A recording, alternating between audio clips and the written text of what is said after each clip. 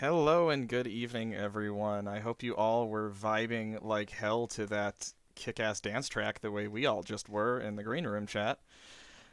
It is so good to have all of you here tonight to witness a game by one of my favorite people in the world, Mr. Grant Howitt, who has given us so much joy here on this channel and in this server. We've been playing Grant's games for quite a while now.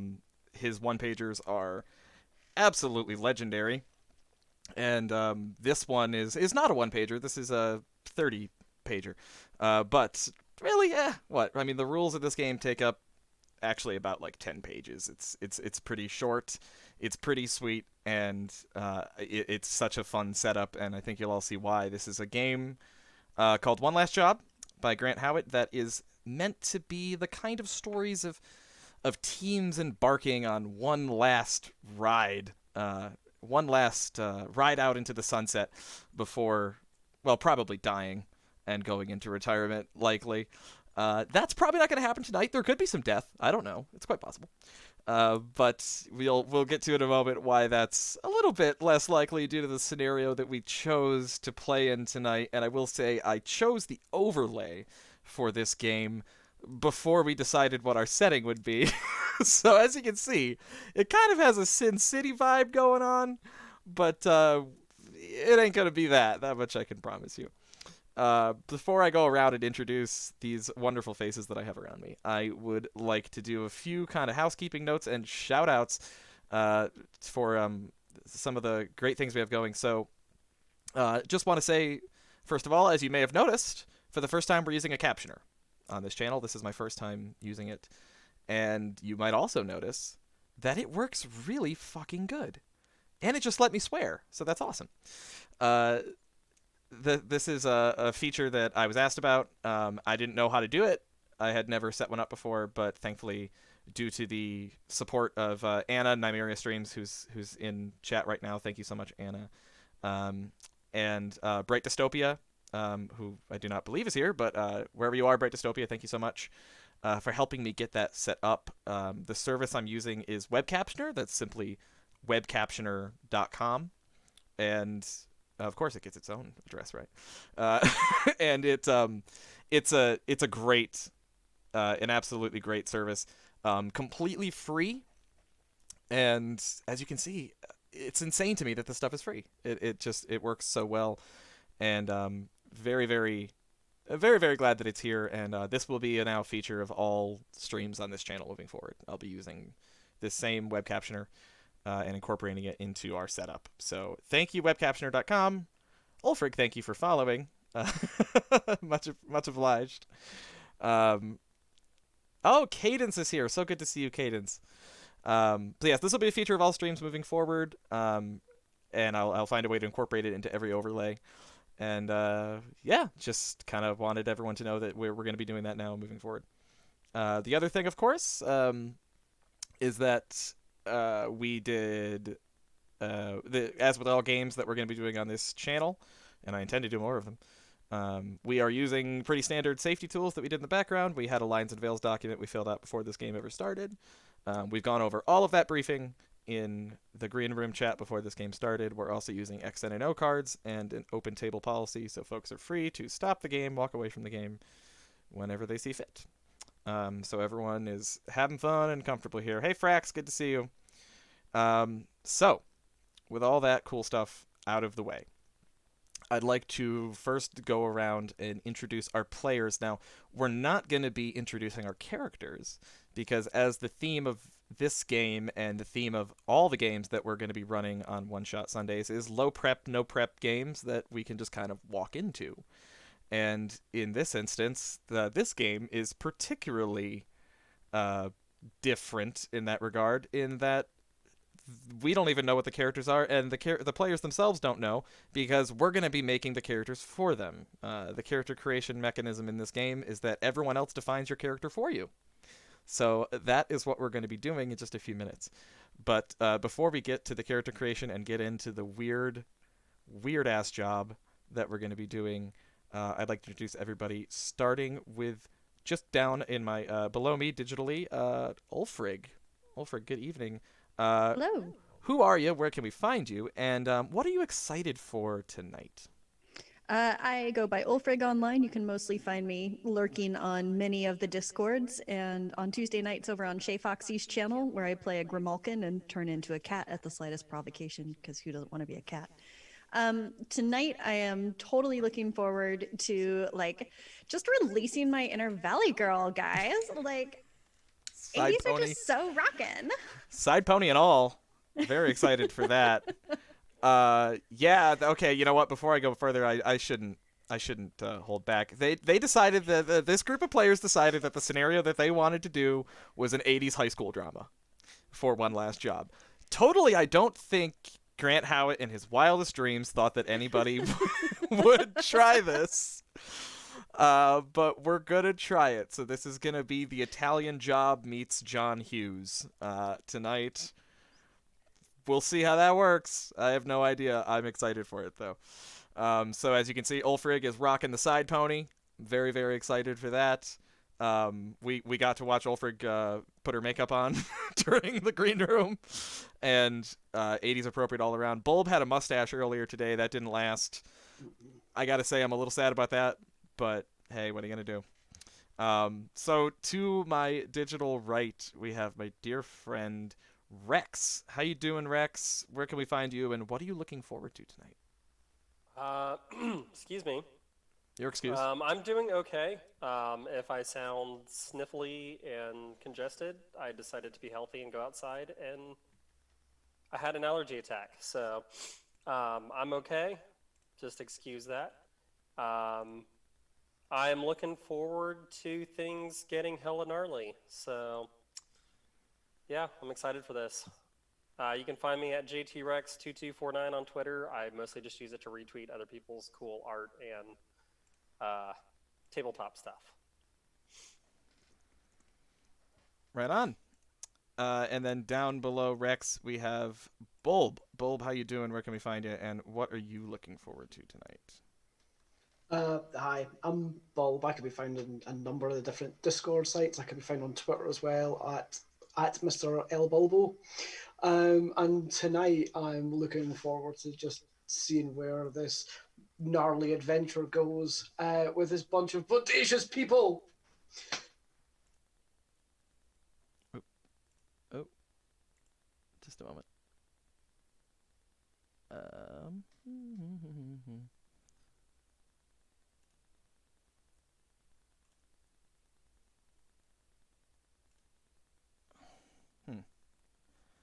Just a moment, folks. I seem to have lost. Oh, Bulb, can I hear you? I thought I lost audio there for a minute. Yeah, I lost audio. That's weird. How about now, Bulb? Yeah, I can hear you fine. Can you I hear can me? hear you. Yep, I can hear you. Okay. Bodacious indeed. Tubular. All of that. Uh, we um, we have been researching our '80s slang just for this particular occasion, and we'll see how that all works. So let us get started. One of the weird things about this game, as I said, is that we don't get to choose our own characters; they are chosen for us. Uh, I have never played a game that does this. This is totally new to me. Uh, so we'll see how it works. Hey, if it crashes and burns, whatever. We got another one-shot Sunday to try something new. But this week we're going to try out a very strange system and see how it goes. So we have decided that we want to do an 80s uh, an 80s high school drama a la John Hughes. So what I was thinking of what kind of job that you all can go on one last ride for this. I'm thinking like the first thing that pops into my head is I see that asshole principal from the Breakfast Club. Um, I can't remember his name in the movie, but I see the face because I hated him so much. That was trying to go Judd Nelson into punching him in the face. Um, and so I really want the job here to be that all of you are on a job to get back at some asshole principal that's given you shit for the last 4 years of high school, and I like the idea. Well, and it's of course it's one last job because it's senior year, and you just don't have. This is your last chance to get this son of a bitch before you're out of there. So I think that's what I'm gonna go with, and I am gonna call that principal. I like. Let's see. Let's just call him Principal Richard, shall we? What do you say? Dundreary? I don't even know how to say that, Rex. All right, Principal Richard, because he's a dick. So we are going to be on a mission to get Principal Richard, and your boss in this. It's my job to play the boss as part of this setup, and I'm thinking of my favorite classic '80s movies: Ferris Bueller, Breakfast Club, 16 Candles, all that kind of stuff. And the one that always sticks out to me, is an absolute classic from that era, is Fast Times at Ridgemont High. I was a big fan of Fast Times at Ridgemont High. So with that in mind, I mean, who else can I draw in as a boss but some kind of homage to the incredible Jeff Spicoli played by Sean Penn in Fast Times at Ridgemont High? So I think that's kind of where I'm going to go. I think your boss is just a guy that you all kind of have hung with in the past who's super chill. He always has, like, the really sweet hookups. Always make sure that you can, like, get your buds, get your cool waves and your crispy buds. And, yeah, I'm going to call him Jeff Jeff Knockoffoli. Yeah, Jeff Knockoffoli is your boss. Thank you for that, Rex. That is a great contribution. Or, sorry, Ulfrigg, excuse me. Ulfrigg provided me in Groom Room. So Jeff Knockoffoli is your boss. This is a guy that has been someone that all of you have hung with on occasion. You have definitely had some cool waves and crispy buds. Also, I'm totally setting this in California because why not? You've had some cool waves and crispy buds with Jeff in the past. He's always got the sweet weed hookups. Always knows where the best parties are. No doubt about it. And Jeff Knockoffoli has been put in detention by Principal Richard so many times, and it's fucking unjustified, dude, because this is a free country, and Principal Richard is constantly being a fascist oppressor because he's a dick, okay? And I need someone to hit him where he lives, all right? I need someone to show Principal Richard that he can't push us around like this anymore, all right? So what I think I need... I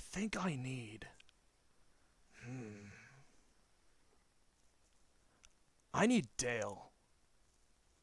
Dale can get shit done.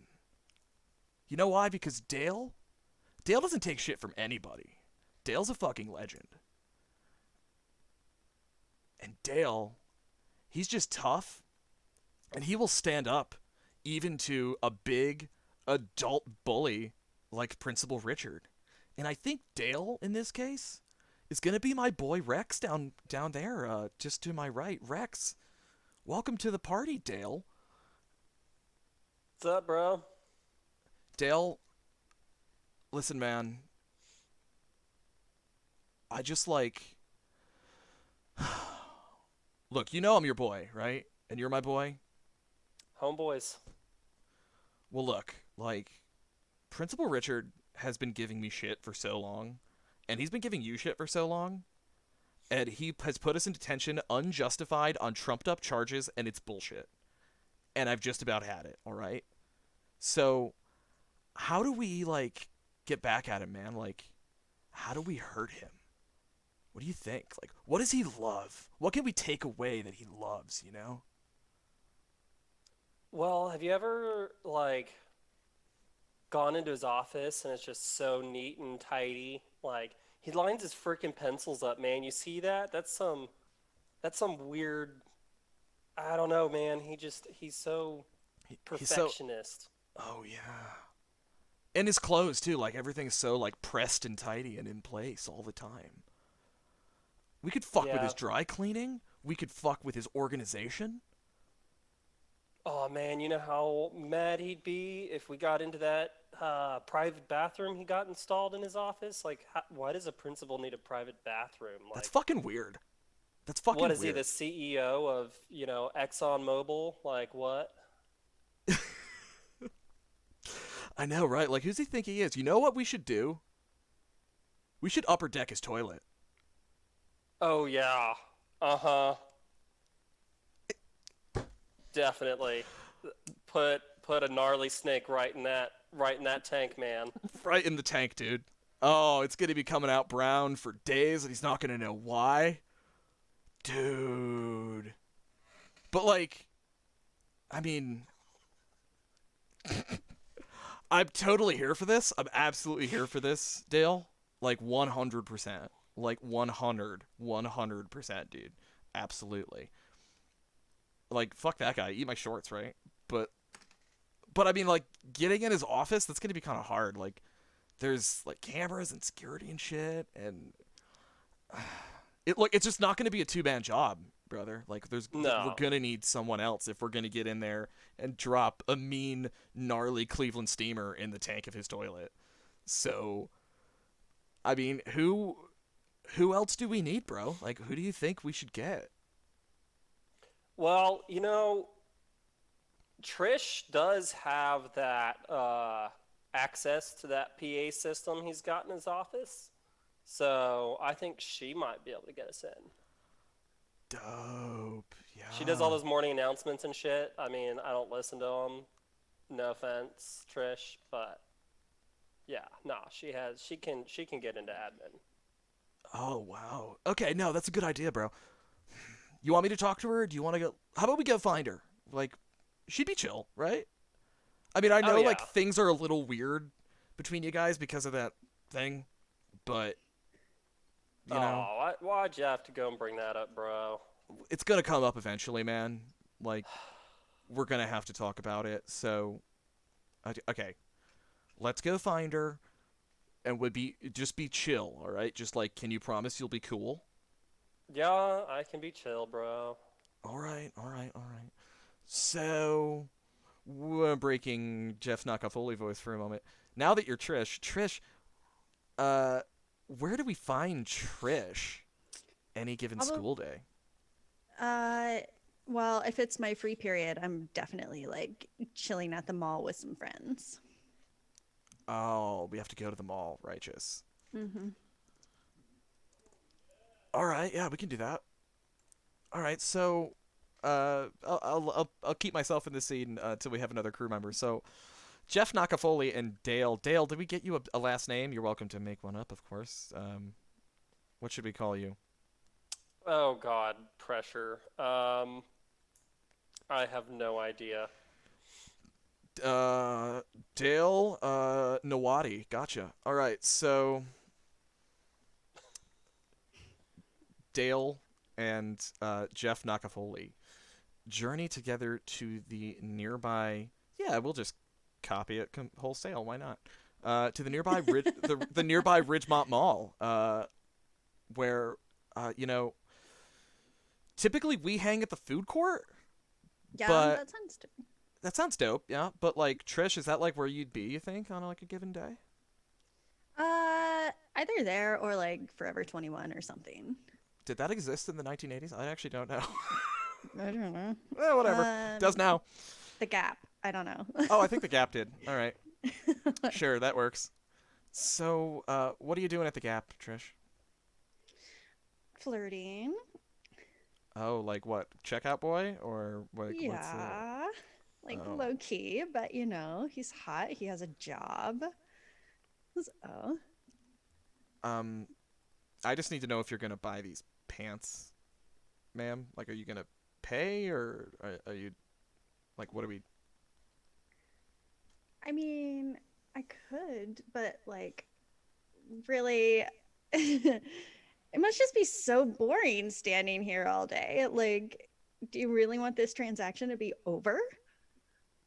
Well, yeah, because there's a line behind you, so yeah, I mean a little bit. So tell you what, why don't you help the next person in line, and I'll just like stand here and watch you do your thing. Okay. I'm not in a rush. How about you stand over there? And he gestures like behind a clothing rack. Just there, just while I do my thing. Over here. She's just gonna like. Yeah, sure, over there.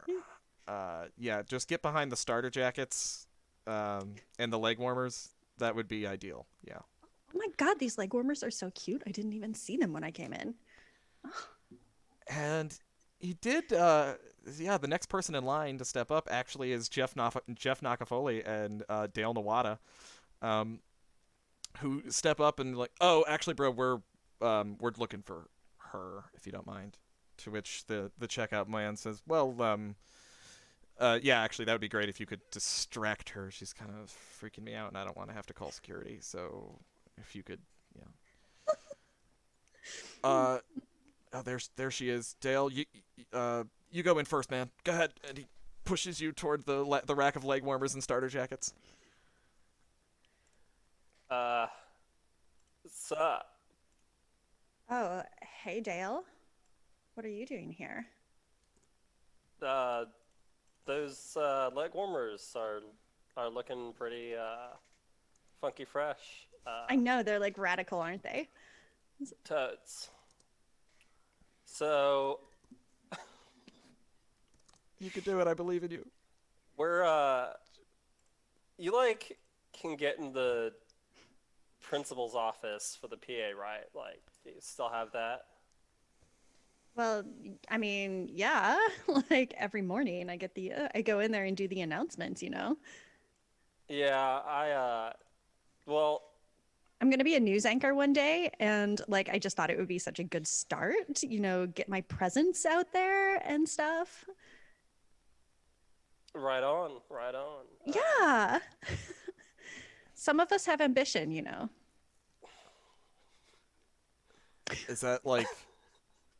I mean, Trish, like we're not trying to be Dex right now. Like what would you say? I mean, we have ambition. Like in no time, I'm gonna make assistant manager at the Taco Bell. So like, I don't know why you're putting me down like that. And I still have those plans for the skate shop. Like, that's You're gonna be like doing well for a long time. you're gonna open up that skate shop finally? Like, did Eventually. your dad give you the loan? Not yet, but eventually. Yeah, no, right on, totally. So, where Principal Dick? Yeah. Oh my God, that guy is so lame. So Like, he gave me detention because I was chewing gum in class. And I'm like, it's my gum. Why do you care? I mean, if you're gonna have a pouch of Big League, you're gonna use it. It's juicy fruit or nothing. Ugh. Anyway, Gross. It loses flavor so fast. I don't even know how you deal with it. Ugh. so we're trying to get Principal Dick back, and he's got that new bathroom that they put in. Which is weird. Which is so weird, right? It's so weird. There's even like a plant in there. Why do you need a plant where you poop? I've never thought of it that way, but you make a valid point, Trish. Why do you need a plant where you poop? Ficus for your feces. That's probably the most clever thing I've ever heard you say, Dale. Right on. It's so grody and I love it. Right, so we're gonna upper deck his toilet. Oh my God, that's amazing. Right? Yeah. I mean, probably not like all of us, because like that's kind of weird. Like, I don't know if it's like that's kind of gross. Like, but It's a lot of poop. that's a lot of poop. God, we're children. I'm laughing at poop jokes. It's a lot of poop, totally. But like he's earned it. He's earned so much shit because he's given us so much shit. It's time to give I him agree. shit back, right? Like, literally. Like, Oh, totally. but like, How? all I'm thinking though, Trish, is like, I know you can probably, even if you, I mean, they don't let you keep the key, right? So I mean, you could probably still talk your way into the office because the announcements thing, that's legit. Like, awesome that you can Oh, do that. yeah. Like, I need to know what's going on. So, yeah, of course I can talk my way in.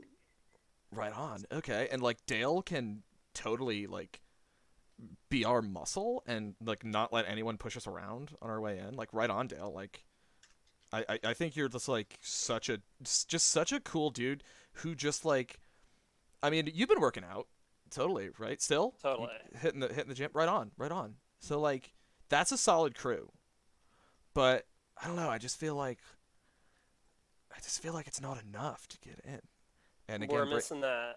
What do you call the je ne sais je ne sais qui?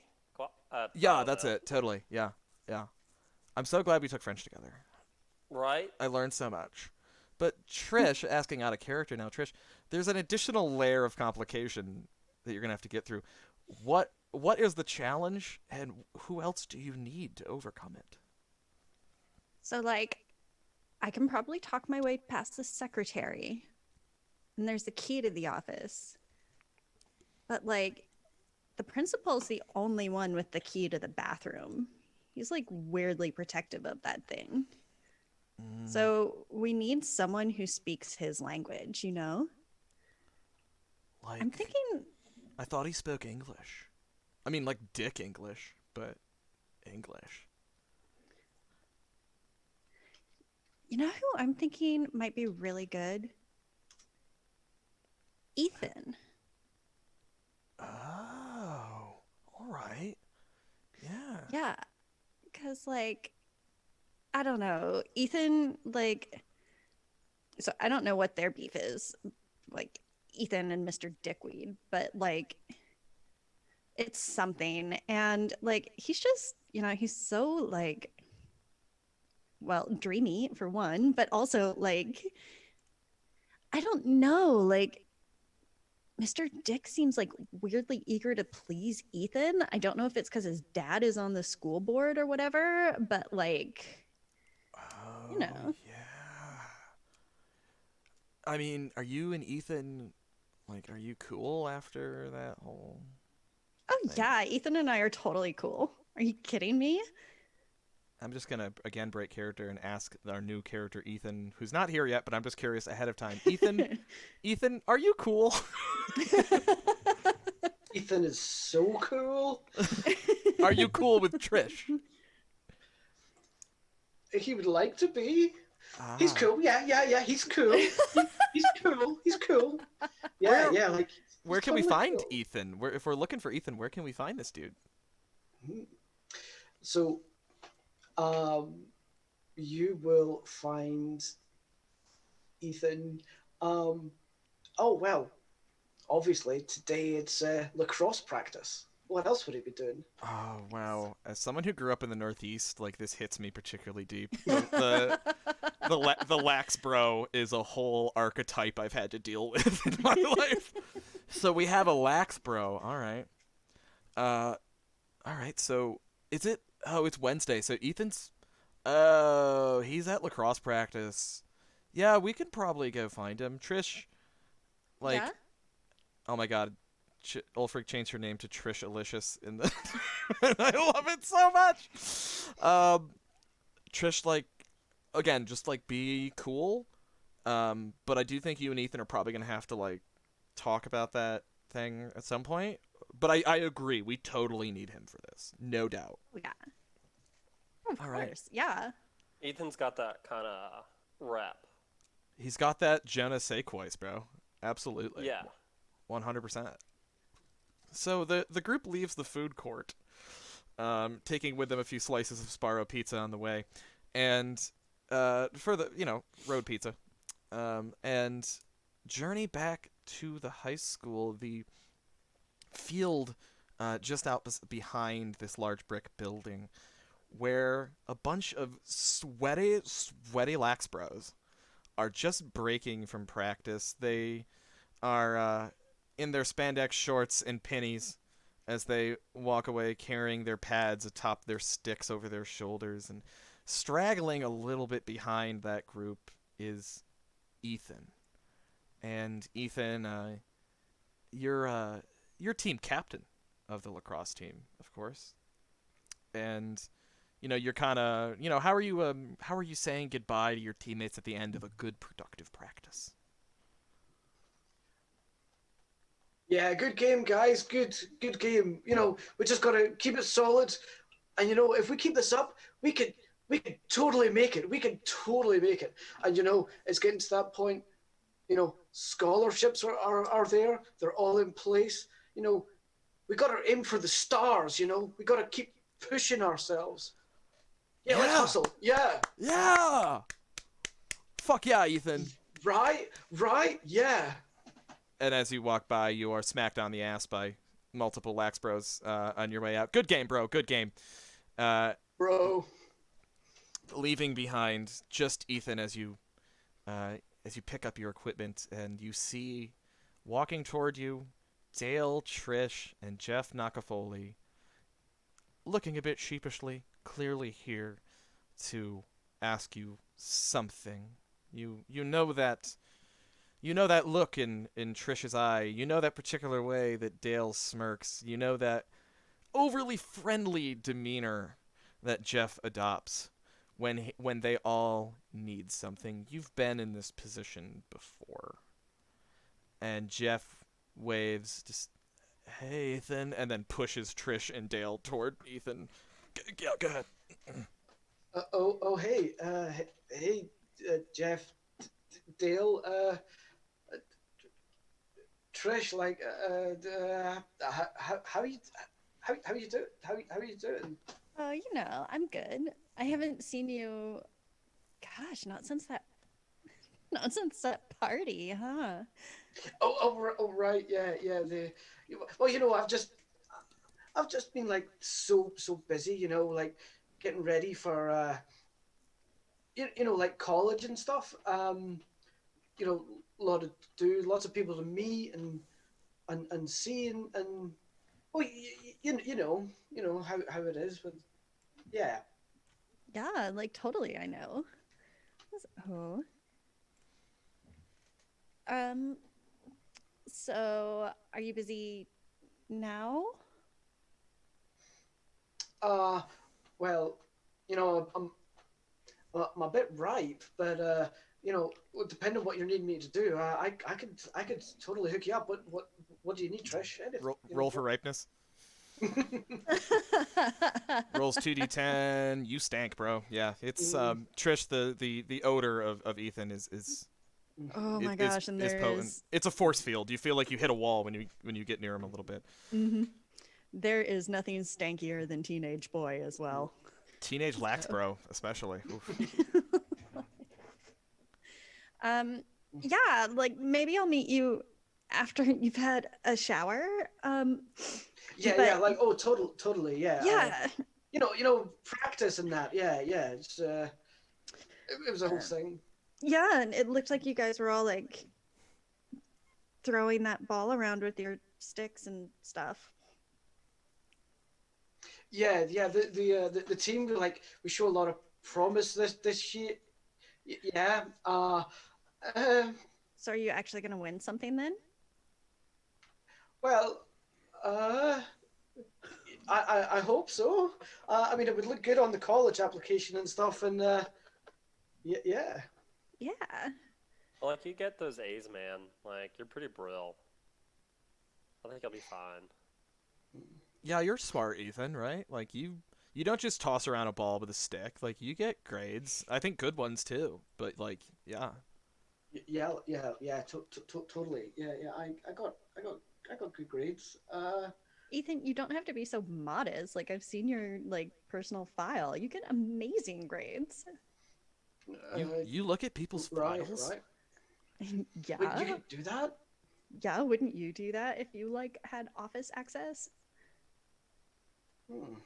I mean, yeah, probably. Totally. Actually, now you mention it. Yeah. Man, you have like a charmed life, Trish. Like, you get to just really do. That's so cool. I really, really do. It's awesome being me. Anyway, we need to shit in the principal's toilet. What do you say? But like, In the not the tank. normal part. Yeah, like not just we're supposed to shit in. we're not gonna lower deck his toilet. That's fucking lame. That's just pooping in a toilet. No, we're gonna like shit in the tank. Honestly, that would make us legends. Fuck yeah. I'm in. I'm in. What do you need me to do? Well, like, I mean, I think we all talked it over, and I think we kind of agree that for whatever reason, his reasons are his own. He really likes you, so we thought maybe you could help steal the key to his bathroom. Yeah, sure, I could. Yeah, I could totally do that. Yeah. And I'm sure it's like nothing to do with the fact that your dad's on the school board. I think it's just your winning personality. Yeah, for sure that's what it is. Yeah, yeah, totally. Yeah, I'm in. I'm in. Yeah, we can do this. Yeah, let's do this. All right. Radical. Tubular. Awesome. Great 80s slang all around, fam. Right. So, I mean, before we do this, I think we should all just chill for a bit and maybe have some crispy buds. I have some crispy buds back at my garage. Yes. And just, like, talk some shit. Just talk some shit out, because I think we all got some shit we need to kind of discuss. And not just the plan, like, we've all hung before, and I know there's been a little bit of weirdness there. Okay? But hey, don't think about that right now. Come over to my place, have some crispy buds, and we'll just hash this all out. So like 7:00 tonight, like at my place? Right on. Righteous. Yeah, I'll be there for sure. So we're gonna cut ahead to 7:00 tonight at Jeff Knockoffoli's house. I'm just curious from each of you, I'll go around starting with Ulfrigg. How do you, knowing that you're going to go on a mission to upper deck the principal's toilet, I know it's funny every time. Never stop being funny. Knowing that that's your mission, how do you spend the rest of the day before going to Jeff Knockoffoli's house? I am so tempted to take it the most disgusting way possible, but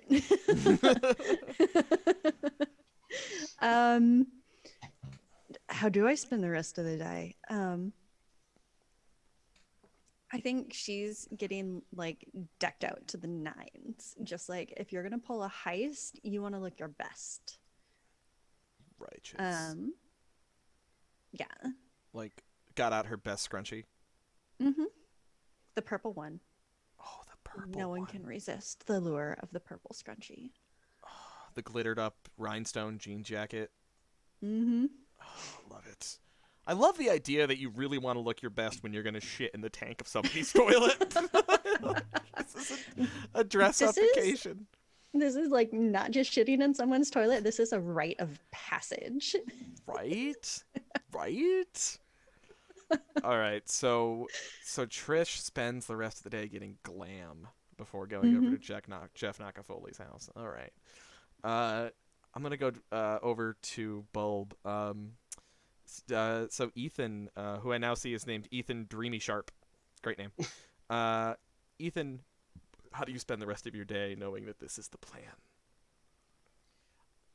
Well, knowing that Trish is obviously going to be there and making up from that last thing that had happened, he's obviously going to have to prepare himself for this. So he's looking out his finest chinos to go along with his high quality denim shirt and denim jacket. Oh, Canadian tuxedo. I'm sorry, I have a Canadian in the party. I'm sorry, Ulfrigg. Line crossed. Sorry.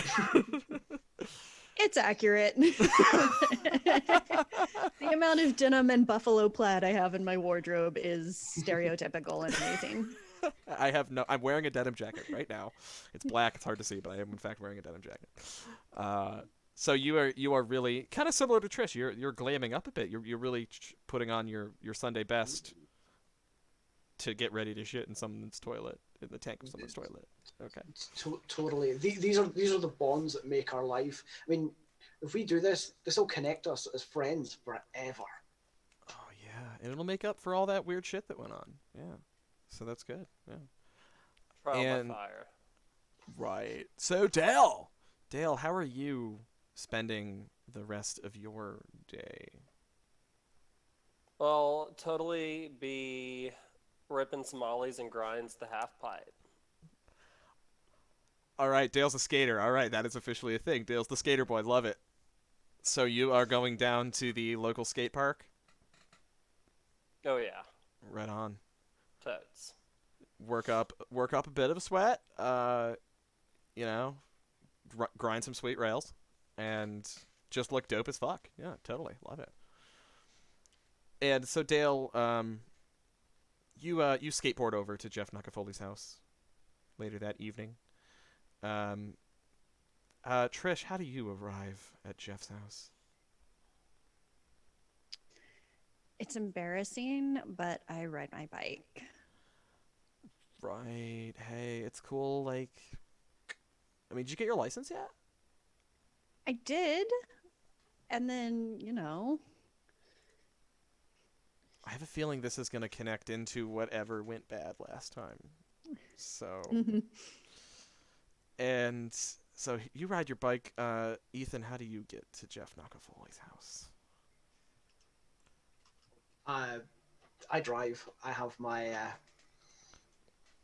own little truck. Yes. I have a little truck that I have spent lots of time painstakingly making sure is lovely and polished and looking just the thing. Love it. Because it is totally the ultimate babe magnet, for sure. Kind of picturing a lowrider a bit. We've got the ground effects on this bad boy. So you all meet at Jeff Knockoffoli's house at the appointed time, and as you arrive, you kind of arrive all roughly at the same time, meet each other out front, and you see that the garage door is open up wide. There is some blasting hair metal coming from Knockoffoli's. He fucking loves Poison. And there is just some pulsating hair metal coming from his garage. You can see this is a special occasion, and you can tell because while it has gotten dark out, you do see a faint light coming from this garage, but not just any light. Black lights, my friend. Black lights all around. Jeff Knockoffoli's black light posters just are a feast for the eyes. As you come up the driveway, you see him sitting in a lawn chair, a crispy bud in his hand, and he reaches into a cooler, grabs one for each of you and tosses them, cracks the top, raises it in a toast.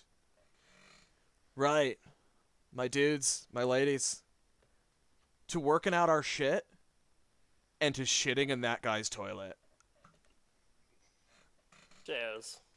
Cheers, man. Cheers. This is going to be awesome.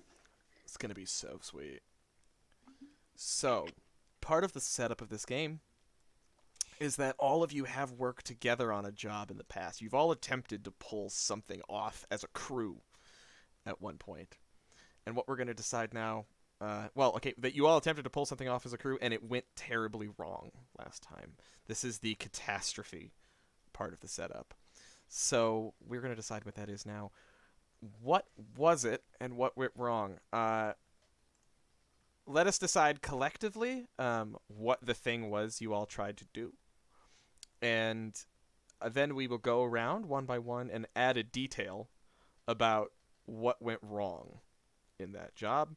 And these should be done in an accusatory manner. So you will decide, each of you will decide who else, one other person in the party, and what they fucked up that made the last job go wrong. So any initial ideas for what the catastrophe was last time? What were you trying to do? What was the job?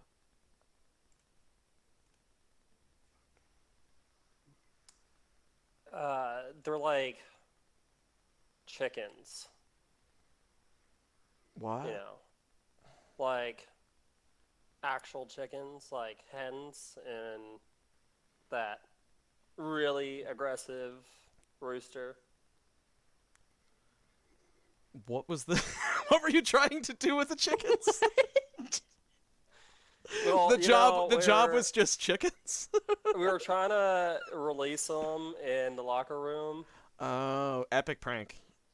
you know, and I think they got away. I don't Oh remember that no, much. you're I so high. mean, they wouldn't have if someone hadn't smoked so much and put them in the wrong locker room. I couldn't help that it was the teacher's locker room. They need to label them better. So I- your job was to release chickens in the locker room, and you put them in the wrong locker room Put because you them were in the too fucking teacher's high. lounge. In the teacher's lounge because you were so high.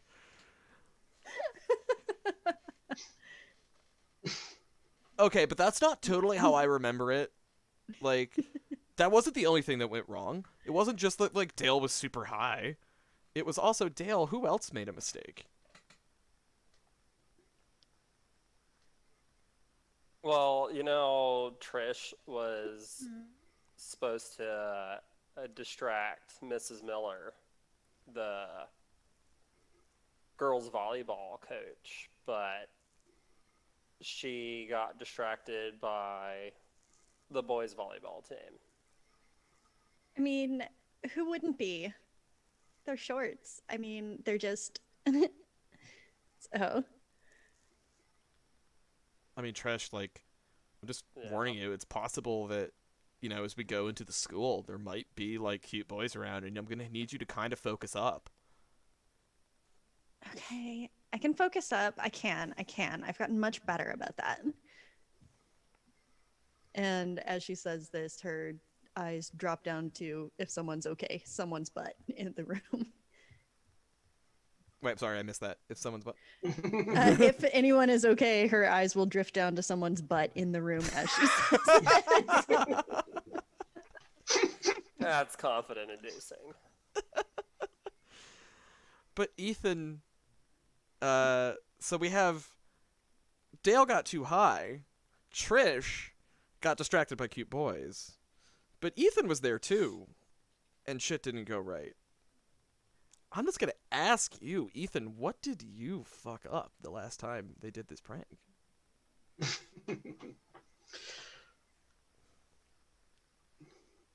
So part of the prank for the chickens, it was my job to take a bunch of the chicken feathers and put them in a line and a kind of trail leading from Principal Dick's car that was going to be feathered into there.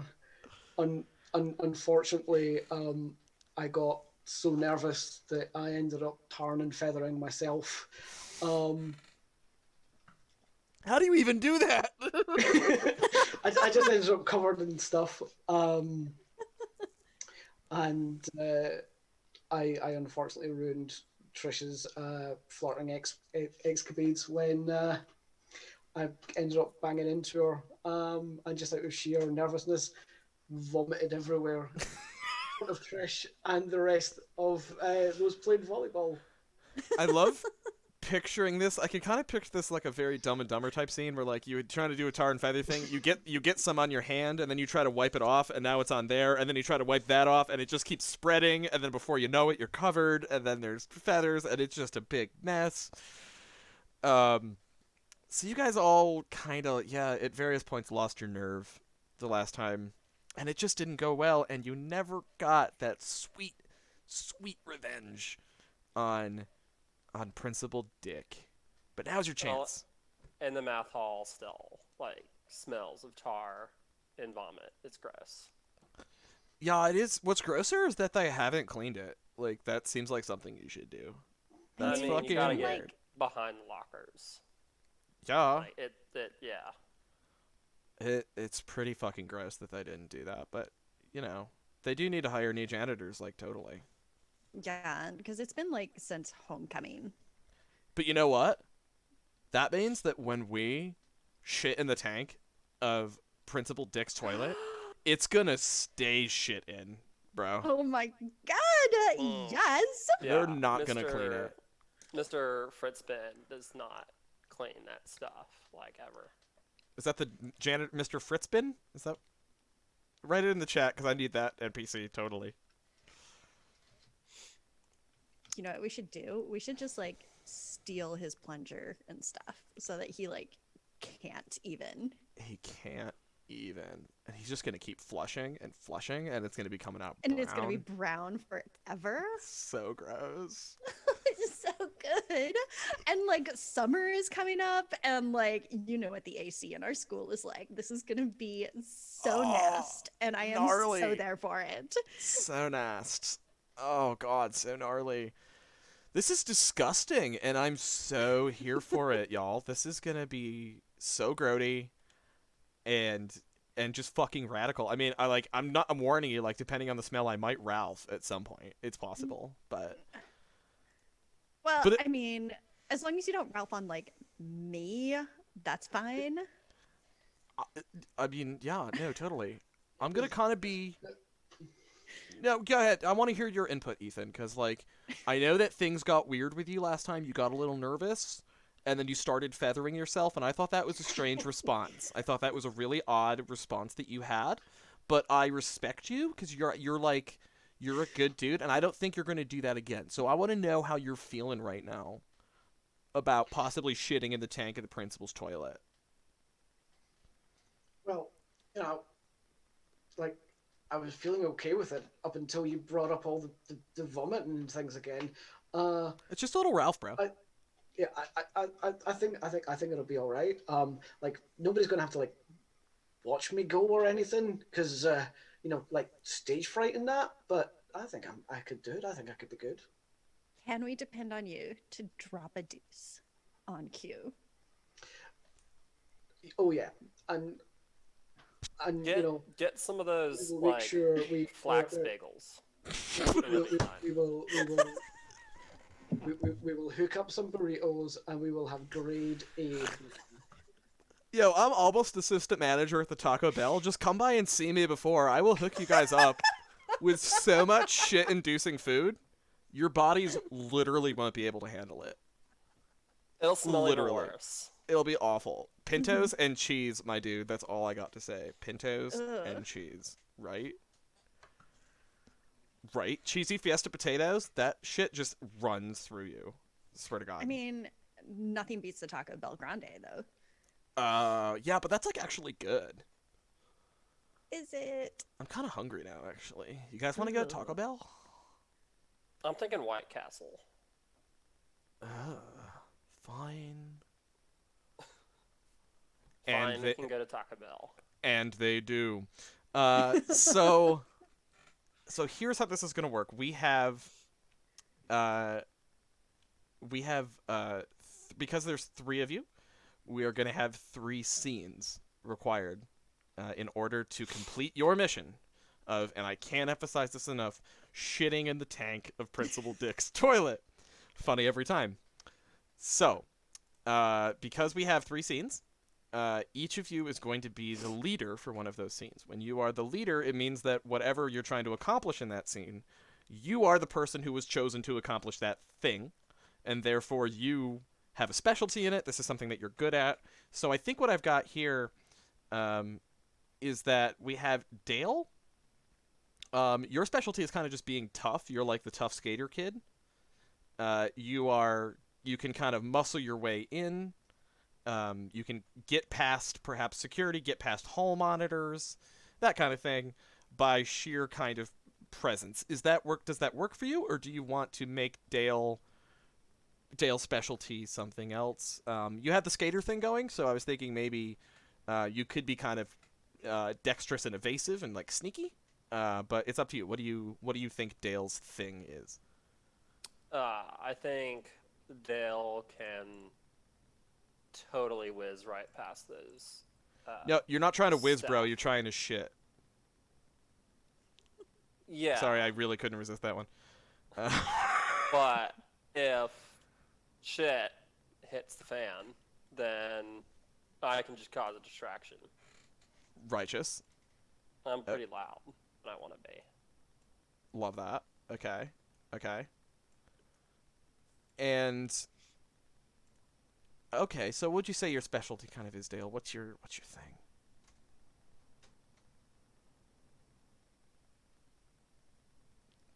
Dale? What's your specialty, would you say? What are you particularly good at? Probably just being like really dexterous and quick on my toes. Dale is quick. Okay.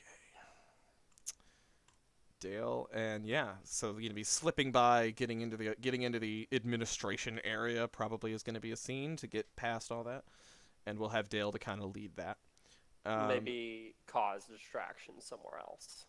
All right. False flag. False flag, man, like the fucking fascists they are. So, all right, that's one, and then we have Trish. Trish. I gather from that the way you were recruited, you're kind of our smooth talker in a way. Might be able to get past. But what do you think? What do you think Trish's thing is? What would she be particularly good at? Yeah, let's go with smooth talker. Certainly Trish would think so.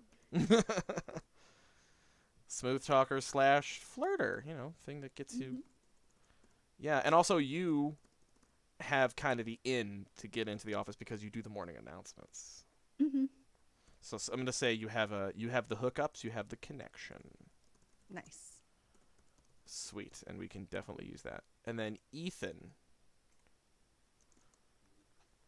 Well, Ethan's the bankroll, isn't he? Because after all, his dad's on the board and he's a lawyer, so if he don't get what he wants, he can make people's lives pretty difficult. So there's a certain kind of like threateningness to you in a way. You could make someone's life pretty miserable if they want to give you shit. Well, I could. Well, more my dad could. Because, did I mention he was on the board? So he can make things really, really good for you or really, really tough. So yeah, I'm thinking almost a manipulation type thing, and my gut wants to call it something along the lines of my dad's on the board. Your skill is, do you know who my father is? I love that. Okay, so this is going to dictate the setup of our game. So we're going to have 3 scenes. You all are going to be the leader of one of them. The number of steps it's going to take to complete each scene is going to go up with every scene. So the rule is number of players we have, which is 3, times whatever number the scene is. Number of players we have plus whatever number the scene is times 2. So for the first time around, we have 3 players.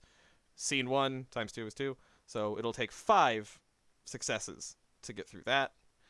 Second time around, scene 2, 4, 7 successes to get through that. And then on the third one, that would be 6, 3, 9 steps to get through that. 9 successes on the completion track. Okay. And we will plan out our approach to get into the principal's office. I'm going to say that, tonight was for... tonight we celebrate. Tonight we celebrate our own ingenuity and our own greatness, that we decided to be the ones to stand up to Principal Dick, because you know what? Someone had to do it, and the task fell to us. So I think tonight we just have crispy buds. I think it's all about crispy buds tonight. We celebrate. Tomorrow morning, we go fuck with Principal Dick. And we fuck with him in a way that he will never forget, and the smell will be with him till his deathbed. Bro. Word. Well, when we have, the burden of justice for 600 students, you gotta chill for a bit. That's a lot of responsibility. Totally. It's pressure. So let's define our abilities. We have... The rule here is that you can't... Someone has to volunteer to be the worst at something before someone can be the best at something.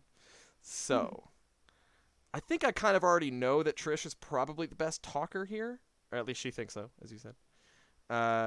But one of you sucks at it. Who wants to volunteer to suck at talking? All right. So you have a 1 in this ability, and I'm going to call this ability Schmooze. Trish, you will have a 3 in Schmooze. You roll 3 dice when you schmooze. Ethan, you will only roll 1 die. And then I think we kind of already know that Dale is our quick boy, someone who's dexterous and quick like that. Who wants to be the slow one? I feel like it. I mean, Ethan's an athlete too. He's on the lacrosse team, so I feel like it might have to be Trish. But I'll hear any arguments on this. What do you think? No, I'm pretty well. She's pretty distractible. I'm pretty happy for her to be the slow one because, ooh, leggings and ooh, boys and ooh, shiny things. Plastic bag. Yeah. All right, I like that. So what should we call that one? What do we call our quick, dexterous ability? Shredding. Shredding. Yes. Shredding. Radical. Abso-fucking-lutely. Shredding. Shredding is our dex ability. Schmooze is our charisma ability. And then, That's so fucking dope. there may be some fighting that happens. It's quite possible that somebody will... There may be violence that comes upon all of you at some point if things go wrong. So I think we need a kind of brawler ability. Who wants to be the weakling? Who wants to be the person who just can't fight? Dale. All right, Dale. You're a lover, not a fighter. And not so good at throwing down. We have schmooze, shred. What do we call... Oh, something with an S would be good. I know, I was thinking that too. Specifically an SH, but I can't think of one for fighting. As we all Google words to keep the theme. Scrimmage. Scrimmage? Oh, isn't there... Or I feel struggle. Struggle. The struggle against tyranny and oppression, Alan. What's the word? Skirmish? Sparring. Sparring, yes. Sparring. Schmooze, shred, spar is our fighting ability. So that's sort of our strength fighting. And then I think we need something that's just sort of a knowledge. Just smart. Schmooze, shred, spar, smart. Or smarts, if you prefer. Now we only have... One of you has to be the best, one of you has to be the worst. I think I'll use... Because we only have 4 of us. Nah, I don't want to use Knockoffoli as a PC, essentially, so... Because that would be weird, because I control the danger in this. There is a way to play this GM list, but we're not really doing it, so... Who wants to be the stupidest, and who wants to be the smartest? I think we did establish that Ethan gets good grades. So who's the worst? I kind of feel like Trish is solidly in the middle, but I don't want to put that on Dale if that's not something you want. What do you think, Dale?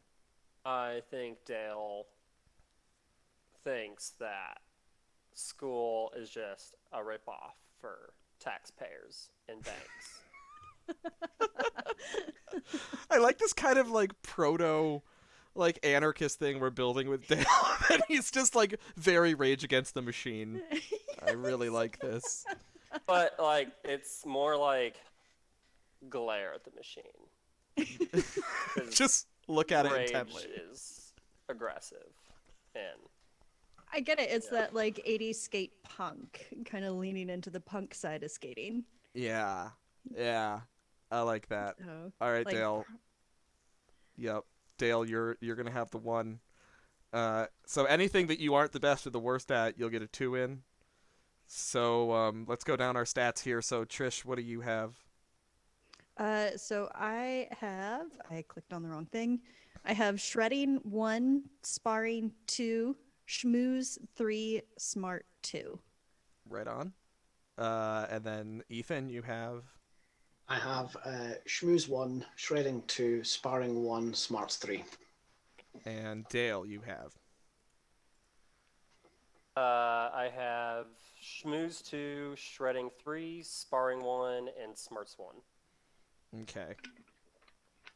All right. I thought should Dale have Sparring 3? Yeah, to make it even. Yeah, so Mhm. that it's fair. Yeah, Dale takes bar Yeah. 3. So even out the weakness. So you're the min max. Um, way to be, Okay, Dale. so that puts me at sparring 3, smarts 1, shredding 3, and schmooze 2. Yes. Right? Okay, because Yeah. the 3 is what you're supposed to be better at, right? 3 is what you're best at. But you were like bad at 2 things because we made you the stupidest, didn't we? And So I right? can make it sparring 2 maybe, because he's like not aggressive. Yeah, okay. That's why. Sure. So like a 2, You're free to adjust like these he's in if you think it. shape, yeah, but He like works out. Yeah. he doesn't do that though. He doesn't fight. No, that's not like chill. I mean, he No, could. He could, but he doesn't. Okay. So I could totally put you in the ground, those are but I don't. our those are our abilities. That is all that we're going to define right now. The things that will come up as we go along will be as we go along with our plan.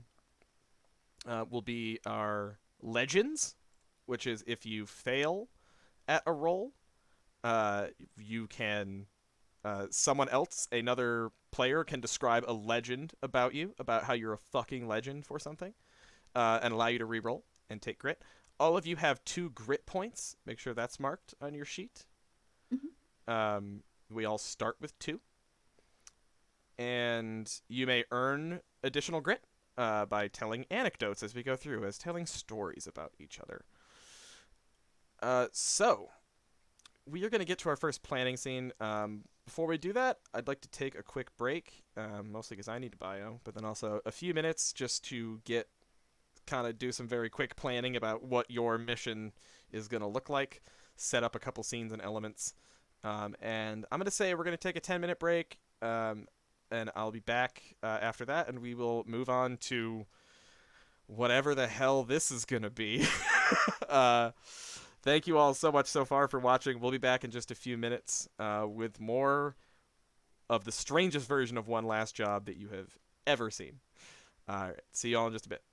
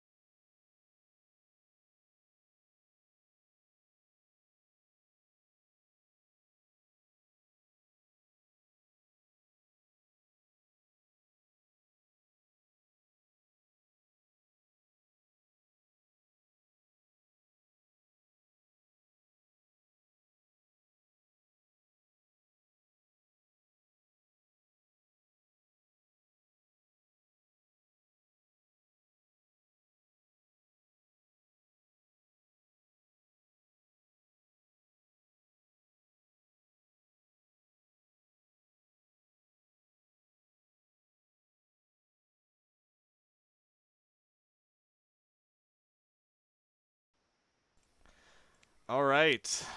Um, we have had our bios. We have refreshed our crispy buds, and which we learned in green room. I'm not referring to weed, by the way. Crispy buds is referring to cold cans of Budweiser. But hey, 80s slang gets that is an exact, like as we were just saying, that is an exact line from Fast Times at Ridgemont High. All I need is some cool waves and some crispy buds. So yeah, here we are. Um, we are about to start our first scene. I see Anna said in chat we're muted. Anna, can you hear us now? My microphone says it's coming through, and the captioner's picking me up. Can I get a thumbs up from somebody that we can be heard? Okay. Oh, that's so weird. Hermit says they can hear you, but Nymeria says nope. Dracu can hear us. Anna, Okay. it's a you problem. Okay. Okay. All right. So, you guys all spent the night at Jeff Knockoffoli's house. The crispy buds were had by all. The poison was pulsating. He played Girls, Girls, Girls way too many times. I hate that song. Absolutely fucking hate that song. But Jeff Knockoffoli loves it. And after a night of, if I may use a term, bodacious partying, you guys wake up the next morning at first light, knowing that you must approach the school at a time. No, actually, it doesn't make any sense when I think about it. You must approach the school at a time when it is crowded, people are just arriving, and the distractions will be great. When you can sneak through the crowd of all of these high school students and hall monitors and teachers and find a way to work your way past all of the security countermeasures, to work your way past the hall monitors, to work your way past the cameras, the alarm systems, and reach Principal Dick's office, where you will shit in the tank of his toilet. One day, I will get through saying that without laughing. It is not this day. So, our scene is this. You arrive at the school. Jeff Knockoffoli takes you there in the back of his van. You rumble through the streets as you bounce up and down on his shag carpeting in the back of his sweet-ass ride. You arrive at the school. He pulls up, opens up the back door, lets you out, hands you a two-way radio, which he gives to Ethan. Trusting you, Ethan, with the technology, of course. Knowing that you are the smart one of the group, you will know when to communicate. So he hands you a two-way radio, which he points to this CB radio on his van, which he had installed because it's super sweet and he gets to talk to truckers all the time. And tells you that if you need anything, just call. But be aware, bro. I mean, you never know who's listening. You know what I mean? It could be the government, or it could just be Principal Dick himself. I mean, so be careful. But if you need something, call. I will be outside, and when you guys get back, I will be providing the crispy buds. Crispy buds on me. That right there is like a really good idea. So should we have, I don't know, like code names or something? Code names. Oh, dude, bro, that's so cool. I love code names. Okay. All right. My code name will be Crispy. Callsign Crispy. If you need me, just be like, yo, Crispy. And I'll call back and be like, what's up? What should I call you, Ethan? I don't know, like, you know, let's go with Think Tank. Yeah. Think Tank. Doesn't your Yeah. dad work for one of those? No, he's Oh, on yeah, the school board. That's established. Your dad's on the school board. No, your mom totally works for a think tank. Yeah. But I think wider scale, like the school board's like a think tank. That's a good way to look at it, right? Like, it is sort of a pod in which people get together and think about how to keep us down. No offense to your dad, though, bro. Your dad's cool. Oh no, Yeah, for sure. Yeah. I think he's one of the good ones, man. I think your dad's like legit. All right, so what should we call Dale? I think I like K grind. K. That sounds badass. Colin question? Is that a term? I don't know. K grind? It's also the crooked grind. It's I mean, it's a skateboard move. I played A thing. I played Tony Hawk Pro Skater back in the day, but that's the extent of my skateboard knowledge. I did hear I saw an interview once with Tony Hawk that like the secret handshake among skaters is Fandango. Like it's the made up trick that doesn't actually exist. But if you like if you ask someone like, "Oh, you know how to like Fandango?" and they're like, "Yeah, I can Fandango," you know they have no fucking idea what they're actually talking about. Yeah, I did like a 360 backflip Fandango. Okay, so we have callsign think tank, callsign K grind. Trish, like, what should I call you? Call me Shields, like Brooke Shields. Whoa, I can totally Right? see it. I can totally see it. How did I never notice before? Right? Like, nothing comes between me and my Calvins. I could do it. I could totally do it. Whoa, I never got that that's totally an innuendo. What? Wild. That's... Oh my god, that's like so sweet and also like a little lame. I'm so sorry, Jeff. Like, you're cool. You're cool. Like, well, fine. Like, no crispy buds for you. All right, fine. Aww. Oh, I'm just kidding. You can have the crispy buds. Okay. Okay. So, like, call sign crispy, call sign shields, call sign think tank, call sign K grind. Yeah, if you guys could all add them to your to the Zoom. I see that Trish already did that. I will add Knockoffoli's call sign as well. Call sign crispy. And to all the conversation about crispy buds in chat, it's entirely possible that I misunderstood what crispy buds meant when I watched Fast Times at Ridgemont High. Okay, so like, don't take my word as fucking gospel. There's a very strong possibility. I think I saw that movie for the first time when I was like 10. So like, do not take my interpretations as being the writer's intent. That movie was written by Cameron Crowe, by the way, who went on to write Almost Famous, my favorite film. Fun fact. So, the scene is this. Jeff Knockoffoli assigns you all call signs. Well, you assign yourself call signs. Drops you off at the front doors. And then goes to the parking lot to smoke a doob, have a crispy bud, knock off class, and await extraction for when you guys need to go because you just filled up the principal's toilet tank with poop. So he parks his van in the parking lot just out front of the high school. As you exit the van, the high school is a large brick building, sits atop a hill. There is a long staircase that leads up to it with an absolutely gnarly rail that Dale has definitely K-grinded. Am I doing this right? On occasion. The front doors at this time are kind of a hangout spot. There's always people kind of congregating at the front, smoking cigarettes, because this was like a time when you could still do that on a high school campus. Did you...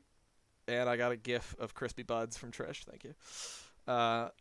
It is kind of a gauntlet of people that you need to work your way through just to get to the door. You know, there's going to be maybe some kind of glad handing and schmoozing just to make it to the front door. Once you get there, your challenge then becomes the hall monitors, who are not supposed to be admitting people to the school just yet. So you'll have to find a way to get by them. And of course, you know the hall monitors, ever since the chicken incident, the hall monitors are fucking decks, dude. And they are harsh. They are always on the lookout. They have gotten their own two-way radios that communicate with each other very efficiently.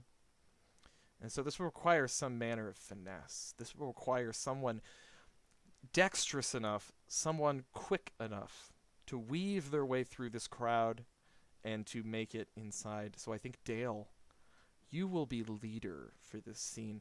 What is the approach you'd like to take that you tell your comrades?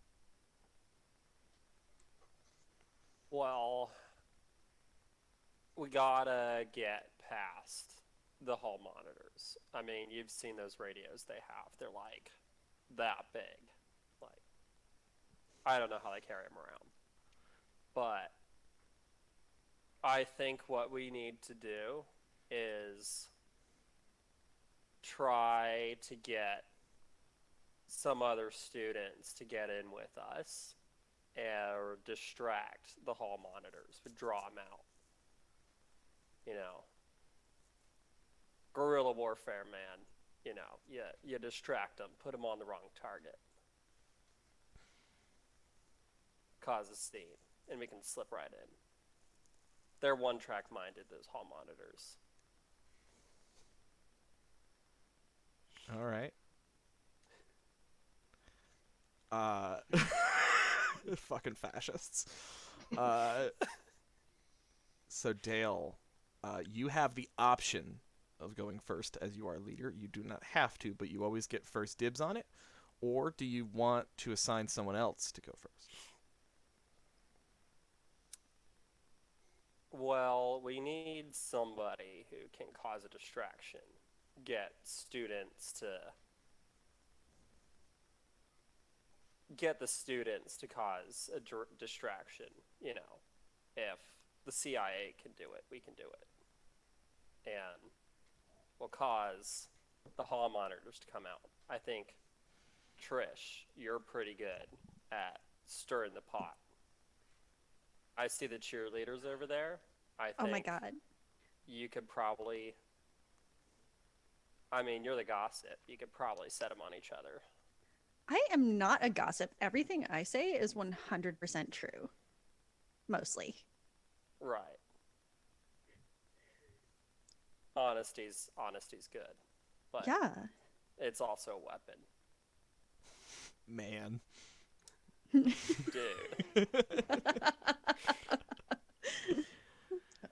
Sounds like Trish is going first.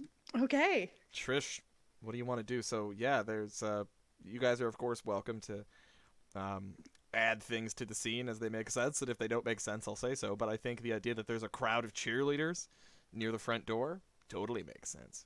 And Trish, you know these girls. Mm-hmm. I mean, I'll ask you: are these the kind of people you hang with, or is this not your crowd? I'm like cheerleader adjacent. In my high school, that was the wrestling cheerleaders. They had their own Okay. cheerleading squad, and it was the one. If you couldn't get on the football cheerleaders, you did the wrestling cheerleaders. So it was the. What is cheerleader adjacent, Trish? What does that mean? Well, so my high school was in New Zealand, so we didn't have cheerleaders. Ah, And in my head, it's always been like, because I think of cheerleaders as a football thing. It's always been like the volleyball girls because they have the same season as the football guys. okay. I don't know if that's accurate. Why the hell not? I Did have y'all ever some. have a step squad or like a spirit squad? Oh my god, the flag waver people. What are they called? The what do they call them at my school? The Color guard. color guard. Yes, the Yeah. color guard. That's it. Okay, yes. Trish is on the color guard. All right. So I'm definitely gonna have that as an element of this scene. So the cheerleaders here. I'm gonna say the captain of the cheerleading squad is there. This is a real queen bee type. And we're gonna call her Mia, because I'm just taking the name of an actress from Ferris Bueller. And Mia Sarah, wherever you are. And Mia Mia Pepe, because she's Peppy. Mia Pepe and the rest of the girls, the cheerleading squad, are all congregated right near the door, Trish, and You think that with the proper approach, you may be able to cause a distraction. So, what do you do as you approach Mia, Pepe, and the cheerleading squad? What do I do as I approach? I am, because I was talking about high school, I slipped into Kiwi, so now I've got to find Valley Girl again. Yeah, I caught that. Just a little bit snuck in there.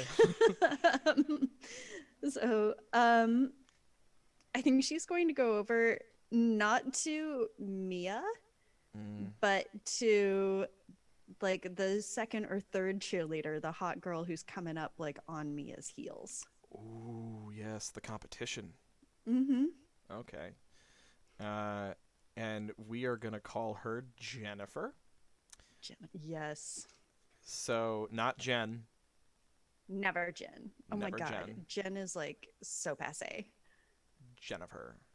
So Jennifer is listening with rapt attention as Mia kind of lays down the law on the cheerleading squad. Ladies, listen up. Your moves were slow yesterday. Slow. Okay? You were all behind the beat. It was pathetic. We're not going to do that again today. I want all of you on your absolute best at practice today. Okay? Can I get a hell yeah, ladies? Can I get a hell yeah? Hell yeah. That's what I thought. And she's going to take Jennifer aside and say, "Oh my god, Mia is acting like such a drama queen, and like it's your all fault that you guys are like, or that you're like not good enough or something. What is even with that?" All right, roll. We'll roll schmooze. Okay. So that's just going to be, we don't have any legends or anything like that that'll add any modifiers to this. So that's going to be whatever your schmooze is, which I think for you is a 3. Mm-hmm.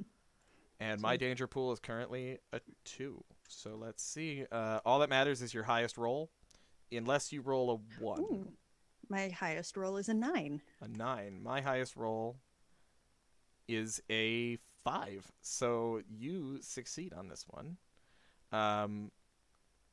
Let's see. What was your other die? I had a 9, a 4, and a 2.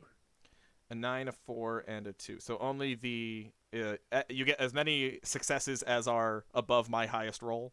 So only just one, the one. Just the one. Yep. Yep. So only one of those is above. So that is 1 success for this scene. You need 5 to get through here. So Jennifer says to you, "I know she's just like." She's so hard on us, and I really... You know what it is? It's What? probably just that she's like super fucking insecure because you're better than she is. You really think so, Trish? Duh. Of course you are. I mean, she can't even like herky. And that's like cheerleading 101, you know? Colin has no idea what that is. What is that? That's the like 1950s cheerleader move where you jump up and you don't quite do the splits, like your front leg is straight and your back leg is bent behind you, and you have like usually a megaphone in one hand, and yeah. it's kind of like jumping and dabbing, but, but cheerleader. Oh wow. I mean, yeah, I can herky. I totally could do that. I should be the captain. I'm sorry, I can't believe I said that out loud. I can't believe that, but No, I totally but should like, be. But you totally should be. Like, that's the thing, right? Like, I was just talking the other day with Ethan and with, Chad, and like, even Chad was saying it. Chad said that about me? Chad said that about you. Gag me with a spoon. Wow. Right? I mean, if Chad said it, like, he's captain of the football team, he would know. Oh wow. I don't have to take her shit anymore. I don't think I need to listen to Mia anymore. No, you know what? You're totally better than that. Yeah, totally. I think I'm gonna... And she like taps a few other cheerleaders on the shoulder and is like, "Ladies, circle up. Listen to Trish. Trish had things to say. Don't listen to her right now. Listen to Trish, because Trish is speaking truth to power right now, and I want everyone to hear this. So while this is happening, I'm gonna do a pass the torch. Trish, who would you like to go next to support you in this distraction action you're taking? I'm gonna say Ethan because I named him as one of the two guys to Ah, yes, Jennifer. Ethan. What do you do? Well,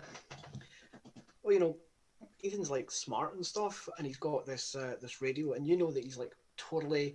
He's going to be getting into MIT and stuff. So what he's going to do is these big radios that they've got.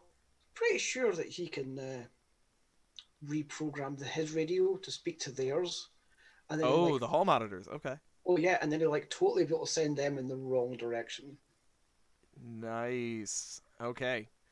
And by the way, MIT, fuck that. Caltech, right? So, yes. Okay, so you're rolling to. I kind of forgot to do this with Trish before. Part of this game is we need to establish before you roll what the consequences for failure will be. So, that's all right. You've passed anyway, Trish, so it doesn't matter, but we'll do that next time. So you want to reprogram the radio to tap into the hall monitors radios. Mm-hmm. What will happen if you fuck this up? So I think what we're trying to do is trying to cause a distraction so we can get past. So I think if I fuck this up, then we'll end up with the radio being out of step. So it will just give this loud, annoying squeaking noise whenever we try to switch it on. Ah, that'll be terrible. All right. Great. So roll plus smart. Well, not plus smart. Roll smart. So that's 3 dice for you. Oh God! 2 for me. I'm gonna roll mine now. Did you roll any ones? I didn't roll any ones. What's your highest roll? 3. Oh. I rolled 3 threes. 3 threes. I rolled an 8 and a 5. So you fucking fail. Let me just check really quick. I don't think that you lose stamina for that, but I don't recall really quickly how that works. Rest of the crew, yada yada yada. Spending stamina loss. Okay. When a danger shows it. Okay. When a danger die shows a 10, which I did not get, that's when you lose stamina. So you don't lose any stamina for this, but you did fail. So, consequence for failure, you can take the loss, or somebody can now jump in and try to save his ass by telling an anecdote, which will... where's that thing? Where's the stupid thing about anecdotes? Okay. You may hop in and tell a legend about Ethan, any one of you, which will allow him to re-roll with an additional die. You can only do this. Every player only has room for 2 legends throughout the entire game, so use sparingly. And then moving forward, if something else comes up that's related to the legend about Ethan, we will add an additional die to that at the time if it's related. Alternatively, we can give Ethan a piece of equipment. He only gets 1 of these throughout the game. A noteworthy piece of equipment that will allow him also to re-roll. So does anyone want to save Ethan's... save his goose here? Or let Ethan fail? And, yeah. Go ahead, Dale. I think I would have a legend. All right. Let's hear your legend. So, what was it, like a year or 2 ago? It was last summer. Dale, before you continue, just really quick, you will earn grit for this, grit points, if you do any of the following. Mention yourself in the legend. Mention another character other than Ethan. Tie it back to a previous one, which we can't do yet because it hasn't happened yet. Or tie it back to the catastrophe. Okay. So, with that in mind. So, you remember last summer when we were in my garage, my parents' garage, with that old ham radio, and you fixed it, and we got to listen to those beeping, those like Russian beeping sound waves. Fucking Like, Soviets. you know how to do this, bro. You know your way around a radio. All right. So you mentioned yourself in that anecdote. You were there, right? So that gets you a grit. Add that to your pool, Dale. And Ethan, you get to re-roll with an extra die now. And now your legend, mark on your sheet, your legend is that you have sort of mechanical expertise because you once hacked into a Russian number station at some point.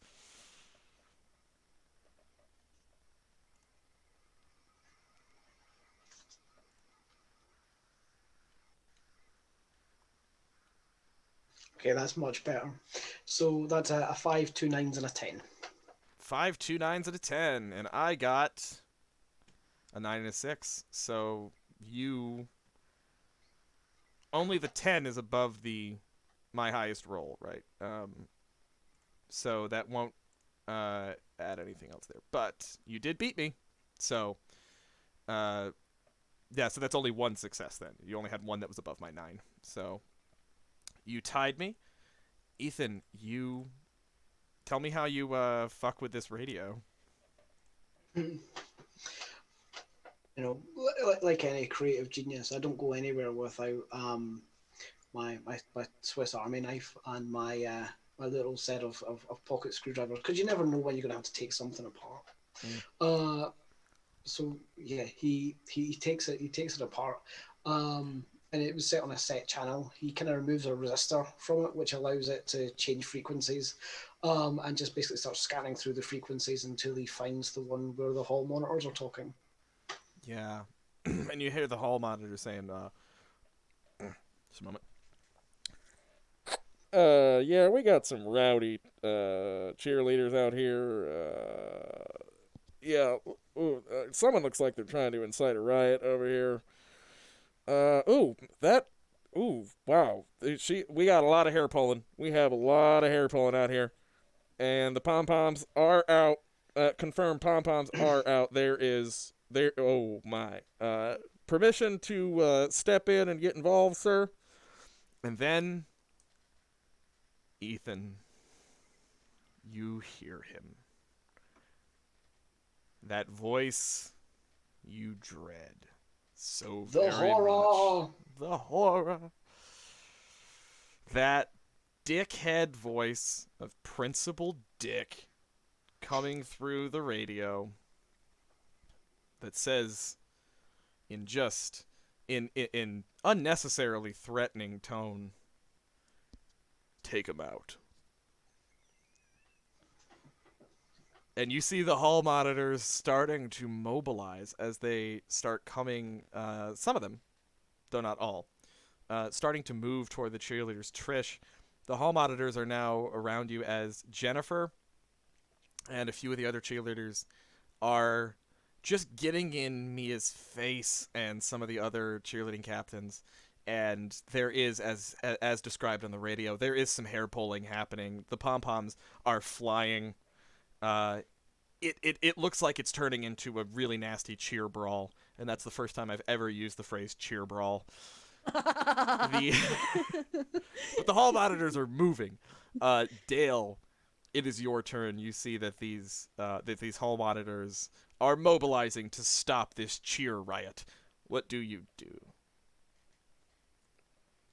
I am going to try to slip into the school, kind of staying in the crowd that I'm sure is forming around this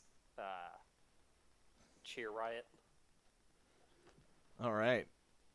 Dale, you are in your element. You are the leader. This is the thing that you're best at, so you are proficient here. So you will have an extra die added to your pool. So that should be, you have a 3, I believe, in shred, as we've called it. You have a 3 in shred, so you'd add an extra one. That's 4 for you. All right, roll your dice to try to sneak in. Is it a D10? Yep, so 4d10. Okay. and I will roll 2 from my danger pool. All right, I have 2 8s, a 3, and a 6. You got 3 successes. My high roll was a 5. So, Radical.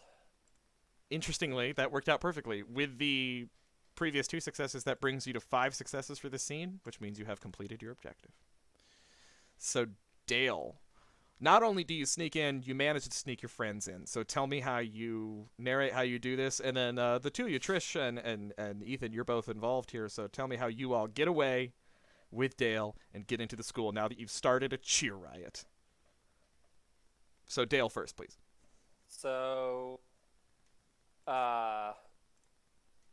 Dale would probably try to get through where all of the like jocks are,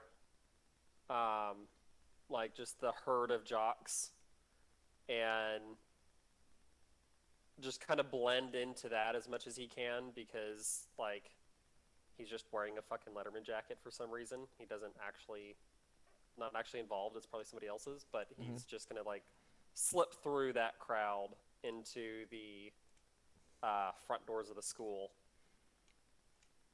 Nice. And you all see, Trish and Ethan, from your comfortable vantage points, you see that Dale is just slipping past the jocks to get into the front door. You now see the coast is clear. How do you proceed? Trish is going to act innocent, and she's going to see the hall monitors coming over, and she's going to grab one by the arm, like run over frantically and be like, oh my god, they're like tearing each other's hair out, you have to help, oh my god, like do something. Miss Alicious, we're here to help. Just remain calm. We will take care of this. Don't you worry. This cheer riot will be quelled. I promise you. Okay, just like be nice to Jessica though, because she's like a cool person and stuff, okay? Which one? Could you point out Jessica, please, Miss Alicious? That one with the amazing scrunchie. That is a pretty sweet scrunchie. Right? Wouldn't want to do any harm to that. Very well. Please, get to safety, please, ma'am. Just move aside. Oh my god, Christina's totally pulling the scrunchie. Get over.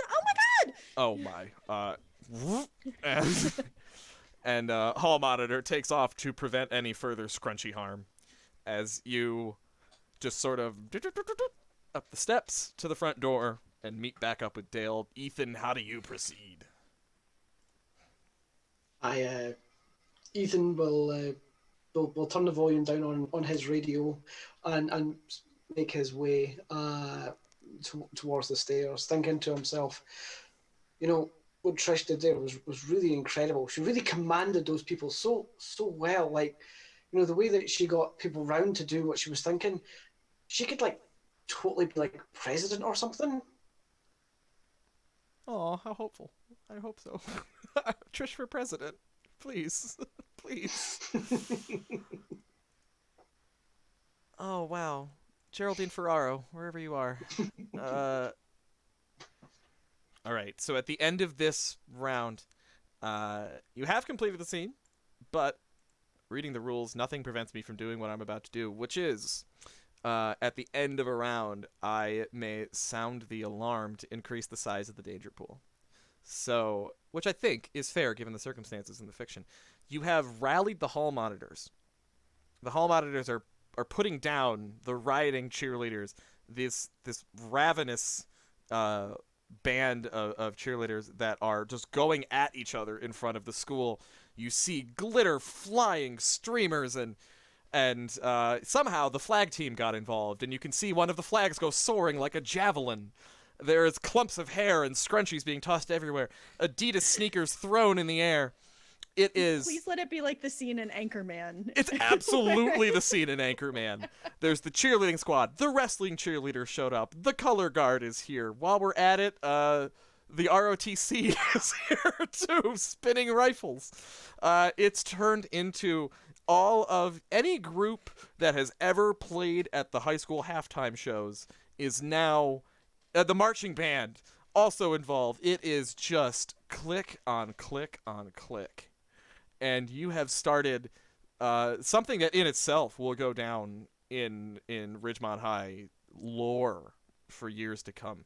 But because you have triggered the hall monitor's attention, the hall monitors are now going to be very much on guard as you come in, and so I am going to sound the alarm for at the conclusion of this scene.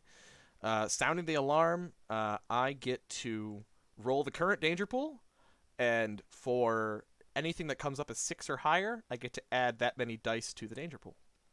So danger pool is currently 2. I'm going to roll 2d10s, and I got a 9 and a 6. So we add 2 additional dice to the danger pool. So the danger pool is now a 4. Is now 4d10. And as we move to the next scene, the next round, the danger pool automatically goes up by 2. So we are currently on 6d10 danger. And for this next scene, you enter into the lobby of the high school. You get through the front doors. The hall monitors have, it seems as if most of them, have scurried out the front door to quell this riot. As you stand now in the lobby, the 3 of you regroup. You know that your next obstacle will be getting into the principal's office. Beyond getting into the principal's office, your final obstacle will be getting into the bathroom to shit in the tank of his toilet. Damn it, I didn't get... Okay, I'll get it one day. But your next current obstacle is to get through to the principal's office. So I believe we agreed, Trish, this is going to be your scene. You all now have a moment to catch your breath, say what you need to say to each other, and then, Trish, it will then fall to you to plan the next scene. So what do you all do? Let's start with Trish.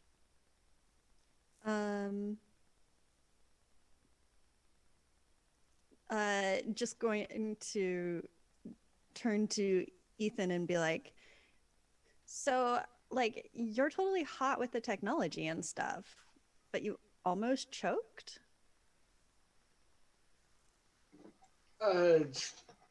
Well, I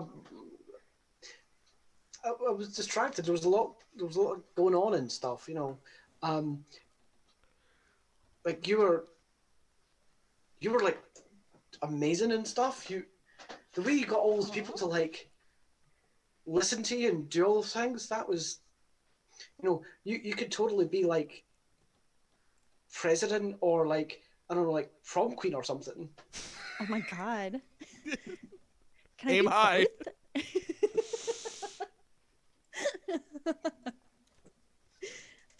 Yeah, well, okay. So, and K-Grind, Dale, that was awesome. Well done, like skating your way right past all the danger. I mean, nothing like avoiding any trouble to avoid any trouble, I guess. Well, when we have your masterful skills of sowing sedition and discord throughout the student body, it's easy to slip past the fascists. You just gotta know which buttons to push. So, we've got to get into the office. We've got to get the keys. Who knows what buttons to push to get the principal and his secretary out of that office? Because, like, I can get us in. But then what do we do?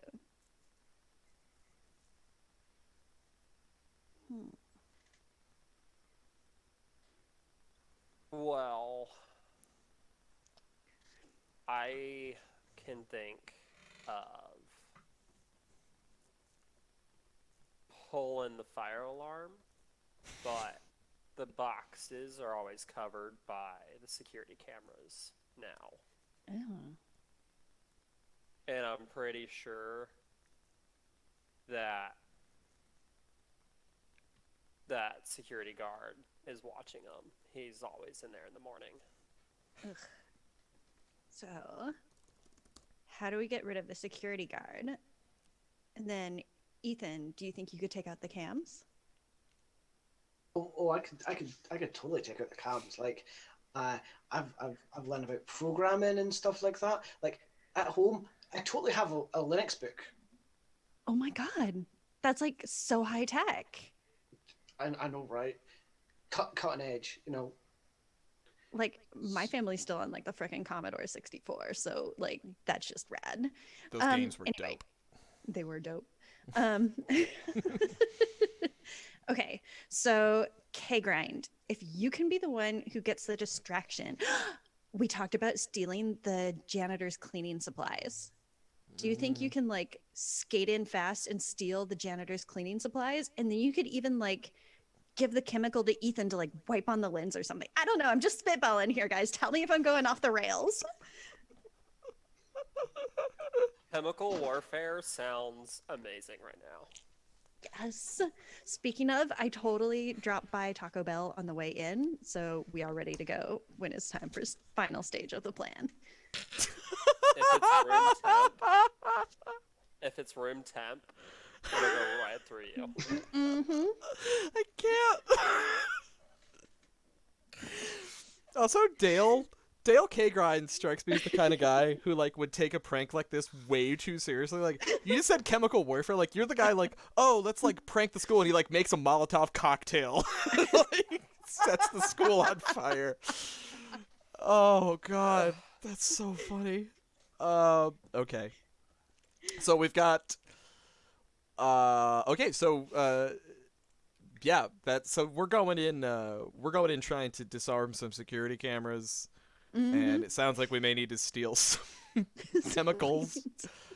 Right. So, Trish, you have the option of going first, as this is you are leader for this scene, or you may assign one of the others to go first. What do you want to do? If it's all right with you, I'll get Dale to go first. All right, Dale. And get those cleaning supplies for us. All right, Dale. Uh, you know that this is just the big main hallway, big wide hallway lined with lockers. Has the Ridgemont High logo across the linoleum floor. All of the banners hanging up above the lockers celebrating all of their state football championships and state wrestling championships, and even a few awards for the color guard and the marching band, but they're a little salty about it. They've never quite been as honored as the football team. But you know that the janitor, the principal's office is clear on ahead of you. It is a big windowed office. The blinds are currently closed.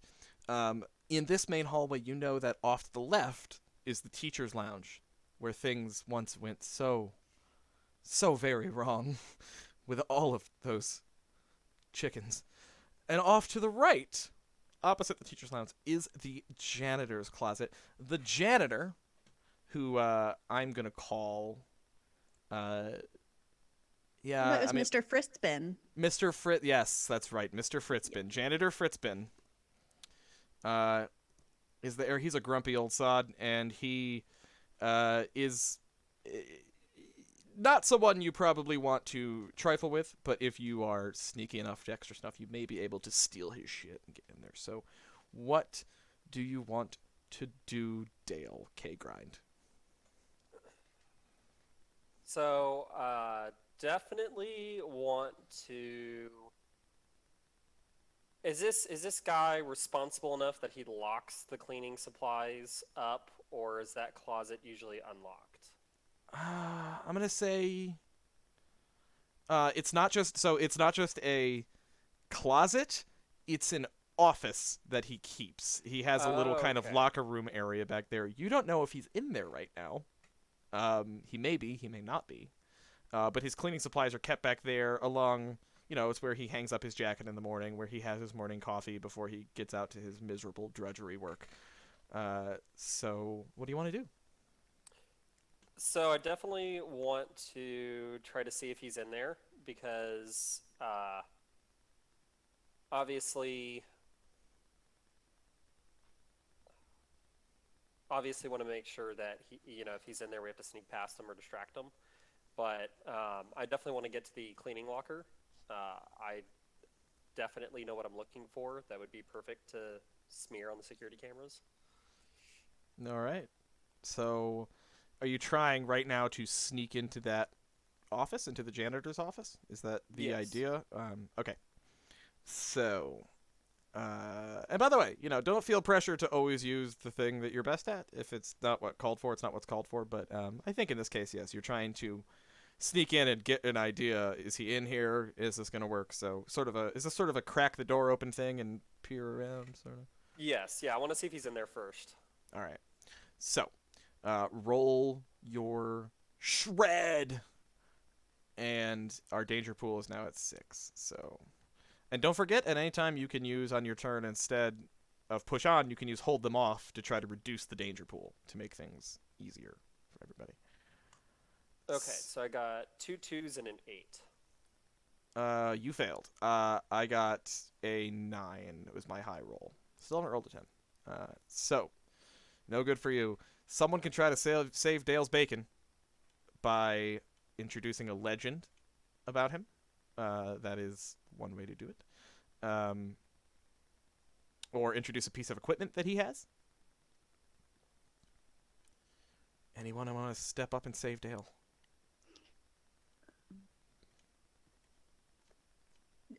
Quick out of character question. How much are we sticking with? There's that line in the game book about how even when you're telling legends, it's still a little bit nasty. Is that something we all want to stick with? It's as much or as little as you want. I mean, we've actually been playing this much nicer than the game assumes.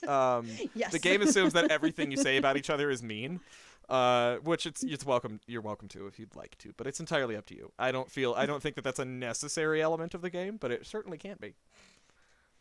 Okay. Be like,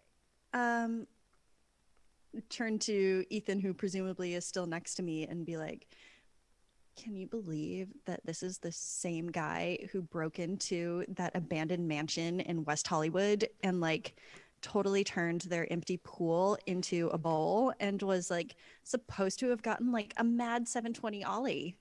Like, no way is that a thing. He did a backflip fandango. Yeah. 720 and ollie are both skateboarding terms, I think. I don't know. I'm from fucking Canada and New Zealand. Yeah, that's totally what I heard. Yeah, it was insane. I heard at one point he was even trying to get like a 1080, but nobody will get a 1080. I mean, like, that's just impossible. It defies the laws of physics and all laws known to mankind. Although, no. But for sure, he definitely did make the 720 because I was there when he did it. He was just a right dick. He just wouldn't stop going on about it like it was some big thing, making a. Who would have knew that moving at a high momentum and on a piece of fucking wood would be a smart move? Who would have thought? You're going to fly in the air, and the fact that he didn't break his neck is a fucking surprise. It's a miracle. He is like a gosh darn wizard on that thing. Yeah. Jeff, I got Jeff Spicoli in my head. Dale, K-Grind, I think the legend here is that you are a motherfucking awesome skateboarder. And pretty, very, very slick. So I think that applies here. And you get to re-roll your pool with an extra die and write that legend down on your sheet. If it comes up again, we'll use it. So whatever you had before, tack on another one and re-roll. And we'll see how we do. All right. I have so many tabs open to look things up. Let me find my roller. All right, I got 2 7s, a 2, and a 10. 2 7s, a 2, and a 10. That 10 is good. You win. And I rolled like shit. So I rolled 3 1s, 2 4s, and a 7. So how many of your my high roll there is a 7. So how many of your dice were above a 7? Just the 10, and then I had 2 7s.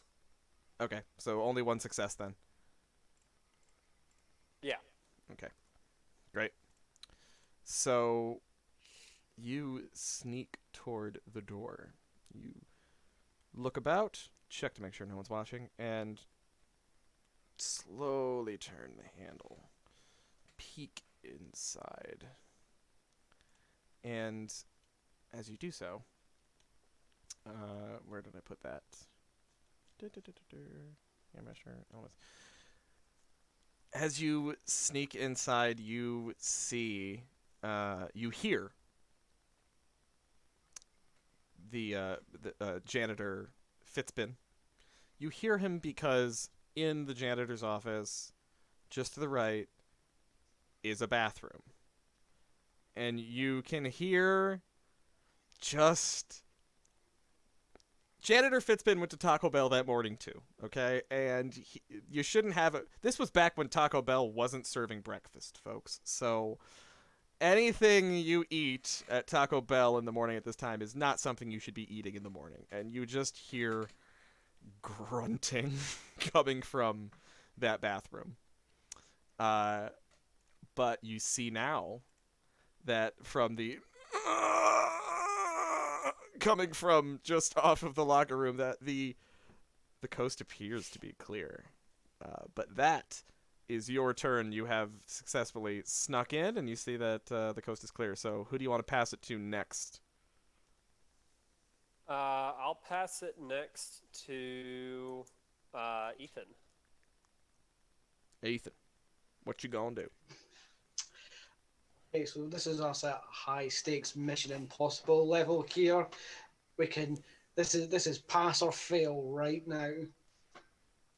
What our buddy K Grind is doing is high risk, and I got to try and take some of that heat off of him. I'm gonna go into my bag and take out a folder full of papers.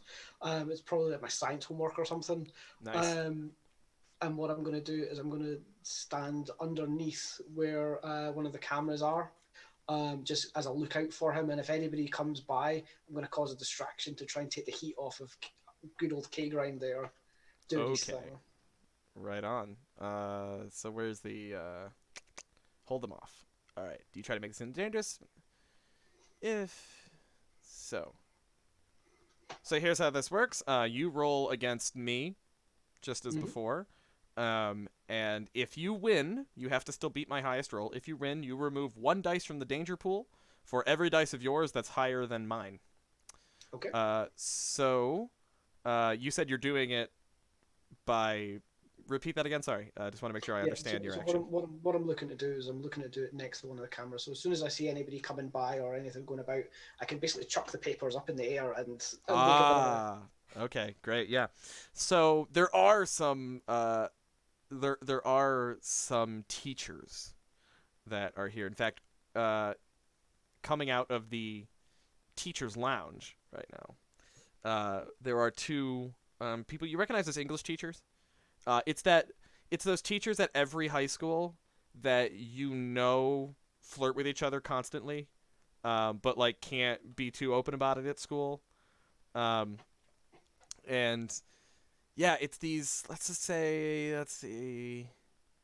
Let's call them. We had a reference to Connie Chung in the green room chat, so I'm gonna say that Miss Chung is coming out of the room, and I need another good '80s name. Ulfrigg, you're really helping me with these. Give me another woman. Ms. Moore, like Demi Moore. Like Demi Moore. Okay, so Miss Chung and Miss Moore come out of the teacher's lounge. Of course, not thinking that any students are here right now. And they're just kind of laughing and, oh, you're so funny. That's so funny. And just making eyes, and then kind of notice you. And you toss the papers up in the air in front of the security camera. So roll, I think I think that counts as smarts. I mean, you're trying to do something clever here, so roll your smarts. Cool. Did you say that they were English teachers? English teachers, yes. Cool. As I'm throwing it in the air, I'm just going to say, aye, 'tis madness, but there's method in it. Nice one. All right. A 3, an 8, and a 10. A 10. My highest roll is a 9, so you knock that out of the danger pool. So then we're now down to 5. So you made things safer. And yeah, I'm going to say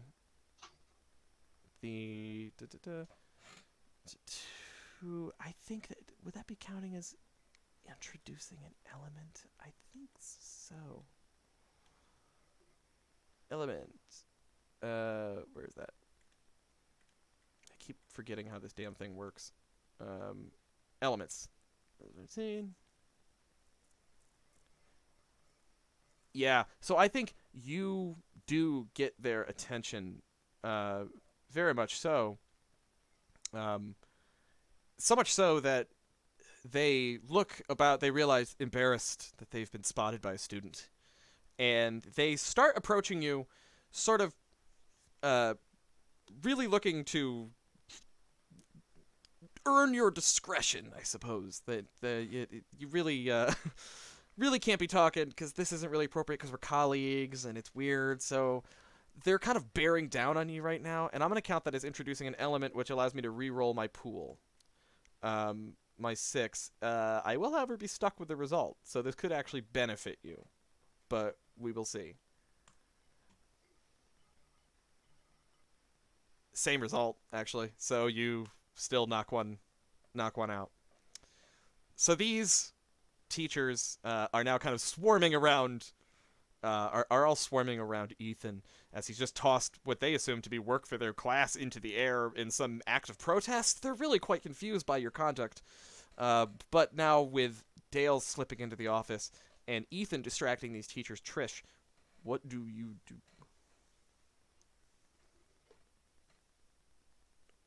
I think the last part of the plan was to try and pull the fire alarm. Yeah. Yeah. And the cameras are now distracted, so.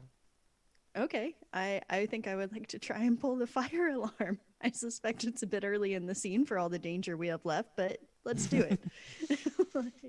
Yeah. So, I haven't rolled a single 10 yet. That pisses me off. I'm going to say Trish. I think I might have to call this a spar. The fire alarm is like behind glass that you have to like break and then forcibly pull to get it open. So it's going to require a little bit of muscle. So I think this is going to be a spar roll. Okay. So that's 2d10 for me. That is a 9 and a 1. A 9 and a 1, and I got a 10. Oh no! Roll. So you are going to lose a stamina. Okay. So mark that off. Stamina, let's make sure I'm doing that right. For every that's removed. All right, when a danger dice shows 10, it's removed from the roll, but not the pool, and you lose 1 point of stamina. So you lose the stamina, but... Oh, that's a weird rule, but that is how it's written. Okay, so it's removed from the roll. The 10 does not count as my high roll. Okay. It instead is removed from it, but you take a point of stamina loss. And so my high number is now a 7. What was your high number? 9. 9. So you actually win that, but you take a stamina loss. I'll take that. Yeah. And how many others do you have that are a 7 or that are above a 7? Just the one. Just the one? Okay. So, So 1 success, but at a cost. At what cost? So, Trish, tell me how you smash and open this fire alarm. I guess it hurt a little bit because you took a stamina hit. yeah. I'm going to say she pulls her bike lock keys, because we've established she doesn't drive, out of her purse and uses that to try and break open the glass, but it doesn't work very well. So the hurt that she gets is she gets cut on the glass as she's trying to open it, but she gets it open and manages to pull the fire alarm, but now she's kind of bleeding on her hand, and that's maybe a little bit obvious. Yeah, and it is the end of the round, and you just pulled a literal alarm. So I'm going to call this raising the alarm. So... We're happy to be of service. Thank you so very much. Didn't think of that. It's the end of the round, which means my danger pool goes up by 2, which means it's now at 7d10. Yikes. And I'm going to try to raise the alarm, so I'm going to roll my danger pool. Anything that comes up, every time I get a 6 or higher, I get to add an additional die. So let's see what I get. I got a 10, a 9, and a 6, so that is going to add 3 to the danger pool. So you are now at a big 10d6 on the danger pool. And we are back to Dale. So I don't know if this is something I can do, but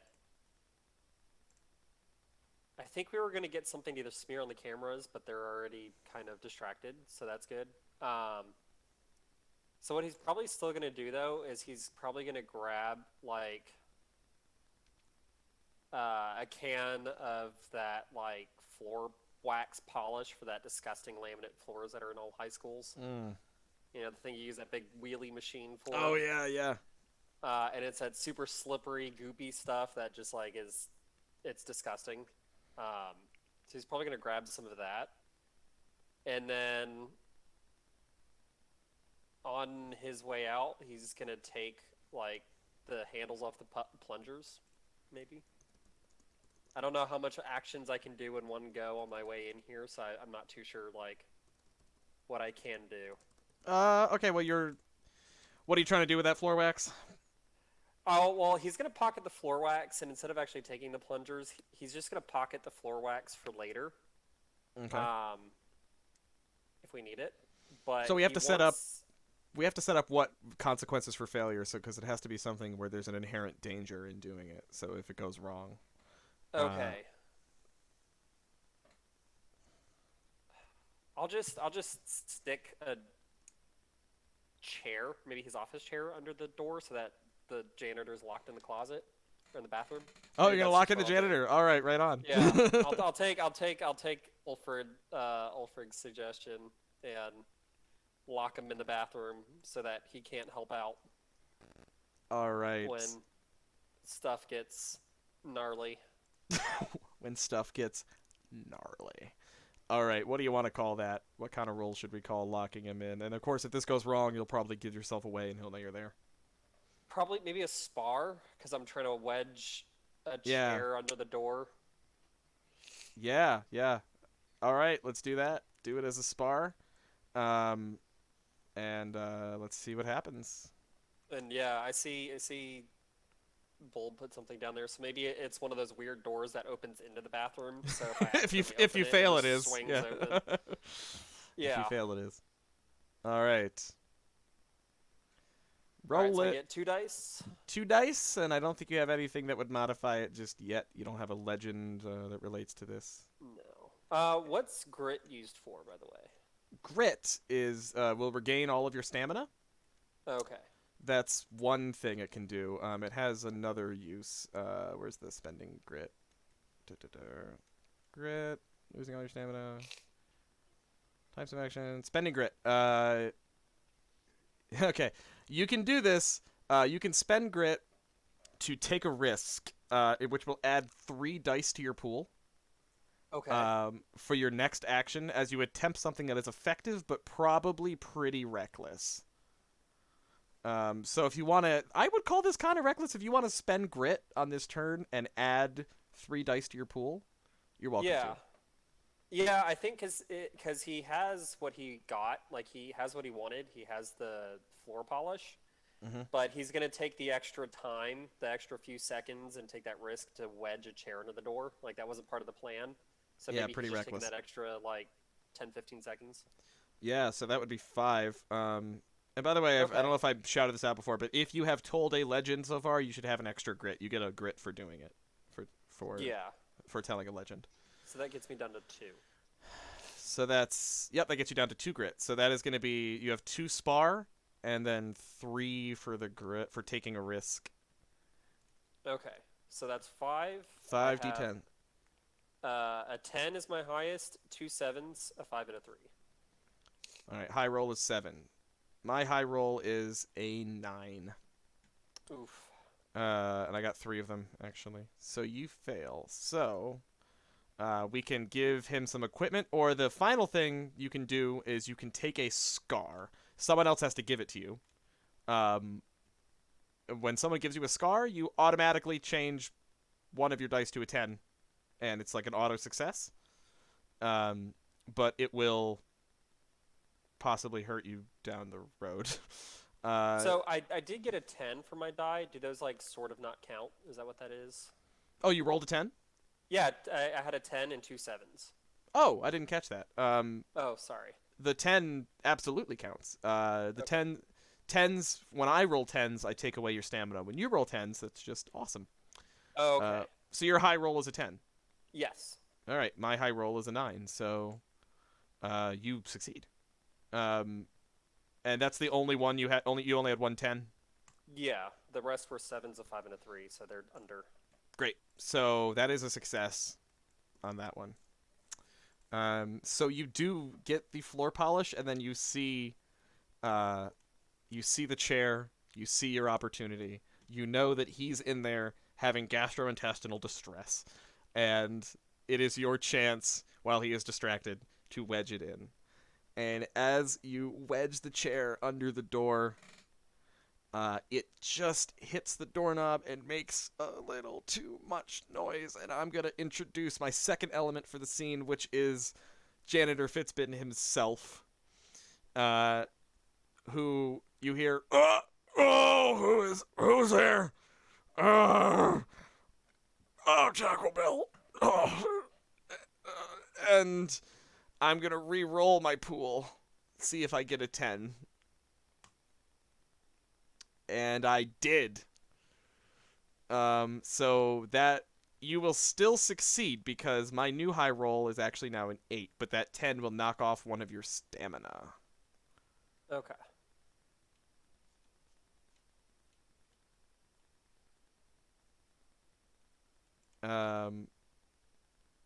Yep, okay.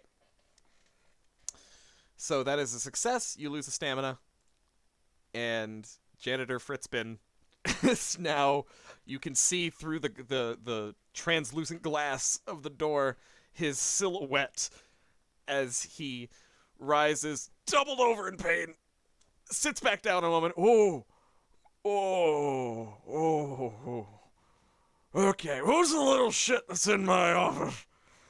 And starts getting up and trying to rock the doorknob to get out. Who do you want to pass it to now, Dale? I just realized, like, we've locked the janitor in an office during what everybody's assuming is a fire. You're a bad person. So, yeah, that's a thing. I'll pass it on to Trish this time around. Trish. Are the teachers reacting at all to the fire alarm going off, or does anyone else seem to notice that? Yeah, the teachers definitely the teachers definitely are like now trying to. In fact, here's a new kind of complication here. They're sort of trying to usher Ethan out. Now that Mr. Your name is Dreamy Sharp, but Mr. Dreamy Sharp, we It's hyphenated. Dreamy Sharp, Dreamy, his yeah. father's Sharp. Mr. Dreamy Sharp, we really can't be here right now. There is a fire alarm going off, so I think it's best if maybe we all just get out of here, and we can all just talk this over lattes or something like that. I mean, I don't think there's any reason why you need to mention anything that you've seen here today. And they are definitely trying to like push Ethan out the front door. So what do you do? I would like to try and schmooze them. How yes. so? What's your approach? So, I think. Ooh, what is my approach? I think I'm gonna go up to Ethan and be like, "Oh my gosh, Ethan! So like, you know about this too?" Oh, nice one. The rumor's getting around. Mm-hmm. Rumor mill. All right, roll that schmooze.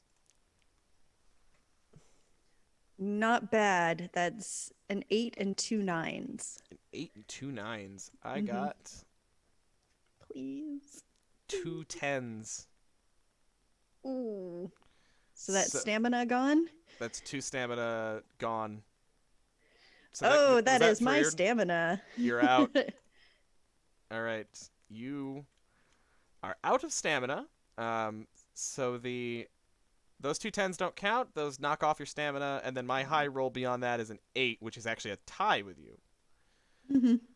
So this would be a good place, I would say, folks, to introduce a scar, if anybody wants to step up. Because a scar will turn this into an auto success and make it so that Trish can't lose stamina from this. This is sort of like a legend, but it's explicitly bad. And Trish gets to change the dice in her pool to a 10. Insta success and keeps her from getting knocked out. So does anyone have a scar for Trish?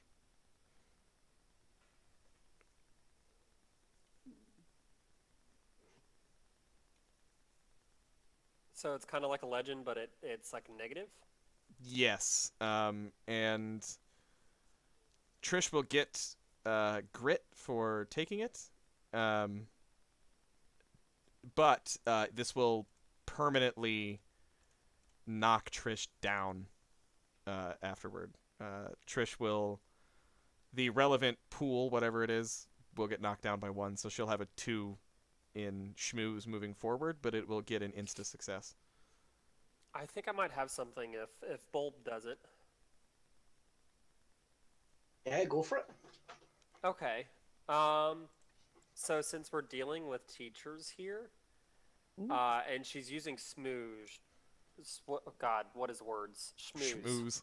Schmooze. Schmoosh. For some reason, I thought I said it wrong, and I didn't. So the legend or the scar, the bad legend, is that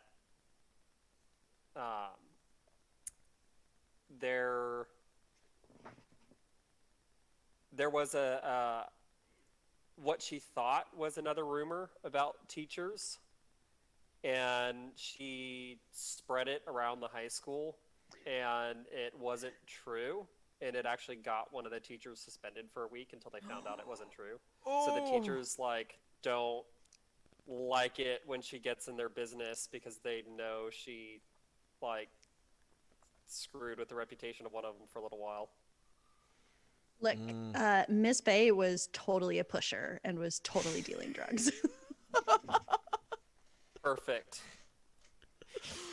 Oh god! All right, Trish, They you had are saved. Sniffing dogs in there. Oh Yes. yes. There was sniffer dogs in her office. It was that bad. Trish, you get 2 grit for that. Okay. Add that to your grit pool. You are saved from getting knocked out. So your stamina will stay. You already had lost 1 from before. But you will not lose it. So you'll be stuck there for now, but you can't lose any more for this scene now that you've accepted a scar. Can't lose any more stamina. And you get an auto success on this. But Cool. your schmooze is reduced by 1. So you just became less good at smooth talking. Aw. Okay. But the teachers, Miss Chung and Miss Moore, seeing the infamous Trish Alicious, knowing her reputation for getting their colleagues in some serious shit, just immediately kind of clam up. And Miss Alicious, how good to see you. We were just leaving, and we would ask that you do the same, but of course, on your own time. Of course. Yeah, totally. I'll be right after you. Yes. And they push past Ethan and out the front door. Ethan, Have fun, kids. Don't stay out past midnight. you're savage. Cutthroat. Cutthroat. Ethan, it's your turn, brother. The danger pool's at 10.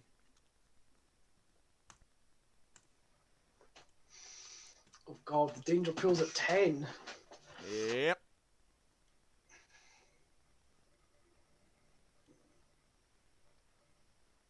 You could spend a grit and take a risk to reduce it. Add 3 to your pool on a hold them off to reduce it. That's one way you could handle this. Yeah, I think that's what I'll do. So,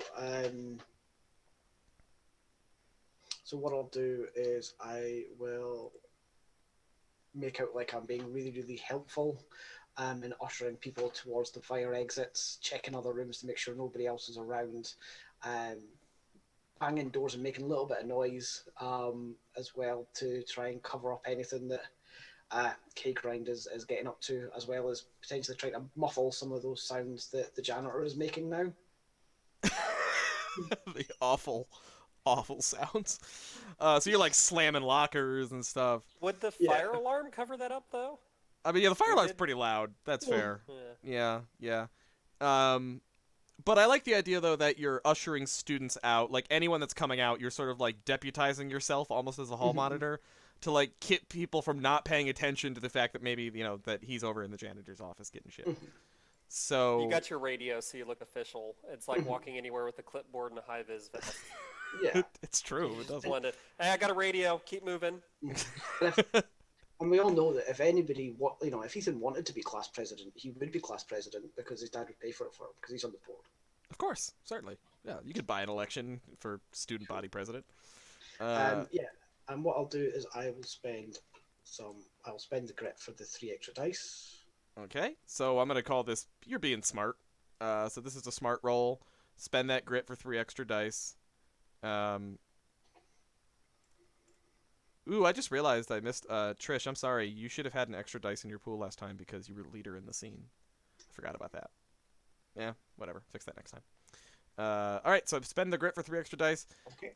I'm gonna call this because you're taking a risk. You get caught in basically impersonating a hall monitor. You're probably in deep shit. And for an update, you guys are on 4 successes. You need 3 more to get into the principal's office. Okay, so I have a 1, a 4, a 5, a 7, and 2 10s. 2 10s, beautiful. I rolled 1 10, which means you're going to take a stamina hit, but then my other ones are a 9 and an 8, so you're going to knock those 2 out. You have two 10s. Yeah, and I have 2 9s actually, so you'll knock those out. Goodbye. And then the next one after that's a 7. Yeah. All right.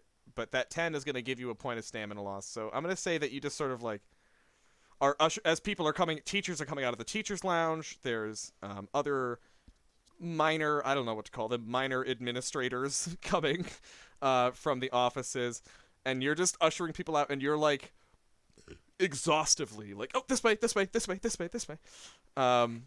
And you're really, really in character, constantly looking over your shoulder to make sure that no one sees Dale, and you really give it your all. You're very much in character.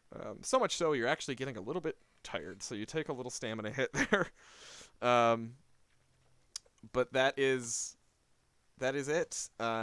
Unfortunately, I think you were the last person in the round. Are you not? I believe you were, which means the pool goes back up by 2 anyway, so unfortunately, what you just did is instantly negated, but it could have been worse. And now it's back to Dale. Dale, you have locked the janitor in his bathroom. He is aware that he's been locked in a bathroom, essentially, that there's someone there. But he can't get out because you've successfully locked him in. So what do you do as he continues to, oh, there's the little shit that's in my office, I swear. Oh, my. Oh, the guts. Oh, okay. Get out of here. You're not allowed in. Oh, oh, oh, oh. What do you do?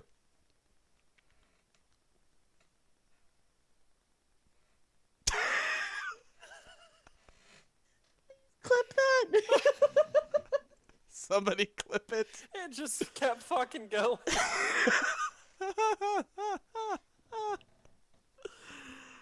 It's on you, chat. Someone step up. Anna's not here. We don't have the God. fastest clip in the West right now. So, how would we get the threat pool down? Is there a way we can do that? Yeah, so you do, Bulb's done it now. You just hold them off, which is you roll. You tell me how you want to reduce the threat, like what you're doing to kind of like bring things down. We pick your relative ability, just like pushing on. We pick your relevant ability, and then you roll it, and however many dice you get that are above my high roll, we knock them off the threat pool. So Bulb just took 2 away from the threat pool. They came right back because it was a new round, but he just knocked 2 off. Well, those would have still stacked into this one, so that's Exactly, yeah. So you could be on 12 right now. Instead, you're on 10 still. So Bulb done a good thing.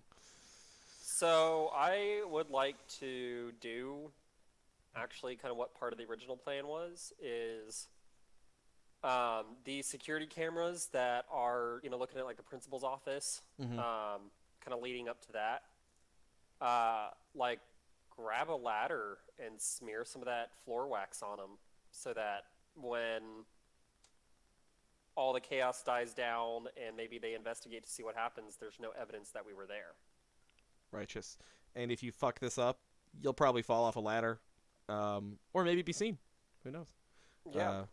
So you could spend a grit if you really want to make this effective. You could spend a grit to add 3 extra dice to your pool. And I'm going to say this is already kind of risky. I think that's fair. You'd spend a grit, add 3 extra dice to your pool, add whatever relevant modifier. I'm going to call this, well, what do you want to call it? What kind of ability? I mean, it's flexible. What do you think fits this? I mean, not just because it's my highest score, but maybe shredding, because you have to climb up a ladder quickly, get it done, and then get back off down. and move it. I'll allow it. Sure. Yeah. Ladders are janky. Spend a grit, so that's 3, right, from your shredding, and then 3 extra from the grit.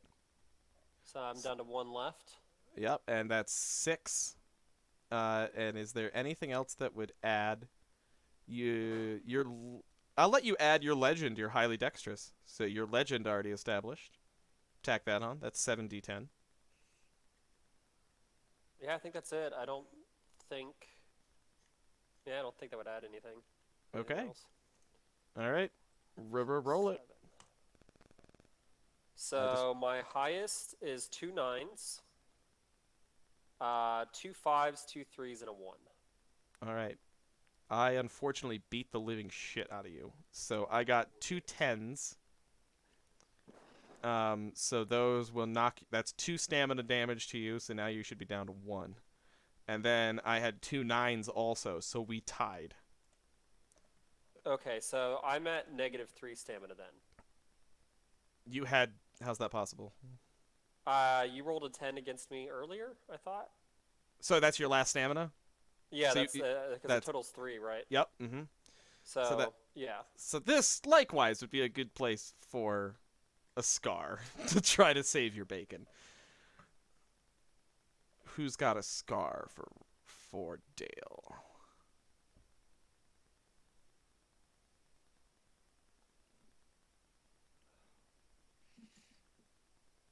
Oh, you're muted, Ulfrigg. I am thinking so fast and coming up with nothing.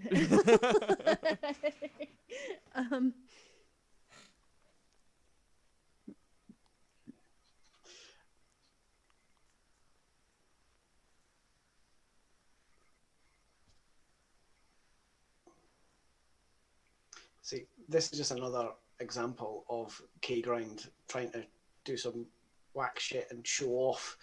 Doesn't always play off for him. Like, do you remember the first time, he dragged us all to that friggin' skate park? So you could see us trying to bust a couple of his moves.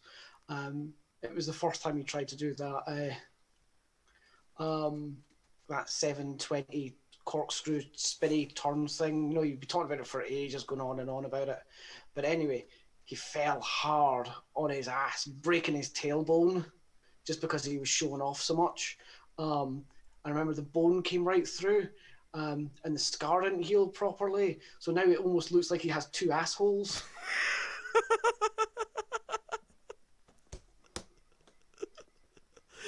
See, that's the tone of the game that Grant Howitt wanted. Be a dick to each other. I want to know how you would know about that. I'm curious how that came up one day. I was there. I saw. And how he knows that you have two assholes? I mean, How Dale he knows probably the scar, yeah. Dale had too many crispy buds and went skinny dipping. Went skinny Yes. dipping in Jeff Knockofoli's pool. Oh God. So that becomes an auto success on that, which gets you up to 5. It's 2 more to succeed, and then saves you from any more stamina damage, so you won't take those 2. And now my high roll is a 9. Your high roll was also Two a 9? nines. Mm-hmm. All right, yeah. So it's just an auto success. So you'll add 1 to the instant success. Um, instant success added onto the tracker. But we're not going to reduce the threat pool, unfortunately, because you didn't beat my rolls. So, oh wait, no. A scar adds it makes it. Yeah, a scar makes 1 and 2 an auto 10. So that will knock off 1 of my 9s. All right, so you're down to 9 d10 right now in the threat pool. Not a total loss. However, I'm so sorry, Dale. I know how much this hurts you. That the thing that has defined your personhood so very much must now be reduced before your very eyes. But in light of bringing up the fact that you once, busted your ass skating and now have 2 assholes, your shred is reduced by 1 permanently. I'm so sorry. All of this is coming through Ethan's radio from Jeff Knockoffoli. No, I'm just kidding. Sorry, Dale, but you're not the shredder you once were. Well, if it's coming through the radio, then it's coming through on the hall monitor channel. Yeah, no, I'm just kidding. Yeah. But you permanent reduction, and you'll have that scar moving forward. So sorry, bud. But you are safe from any further stamina damage. So you're safe for this scene, as is Ulfrigg. All right.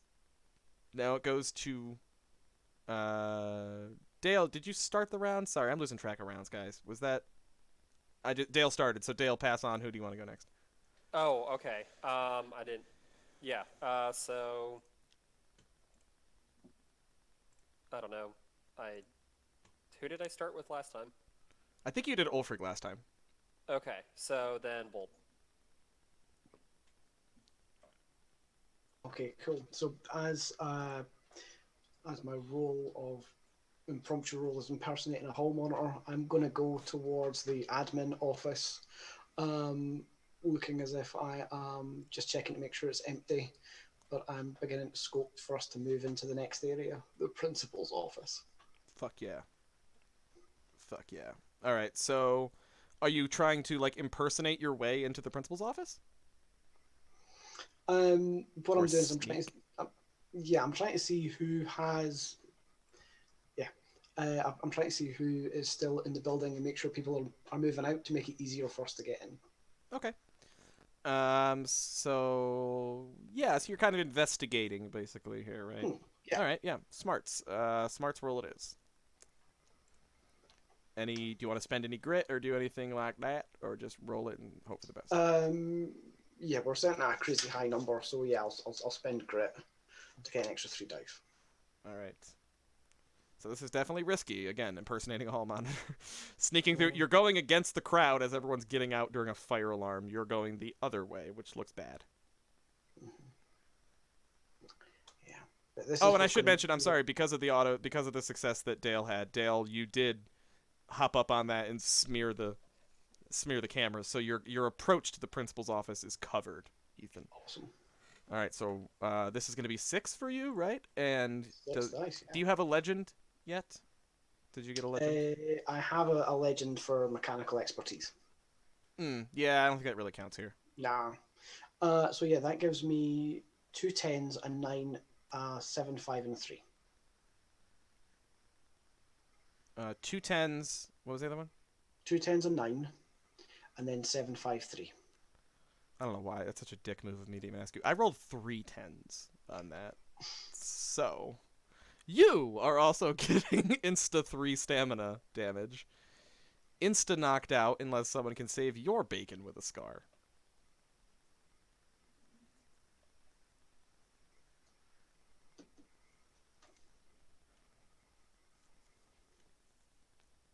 Okay, so what happened at that party is the question, and how can it be brought to bear on the current scene?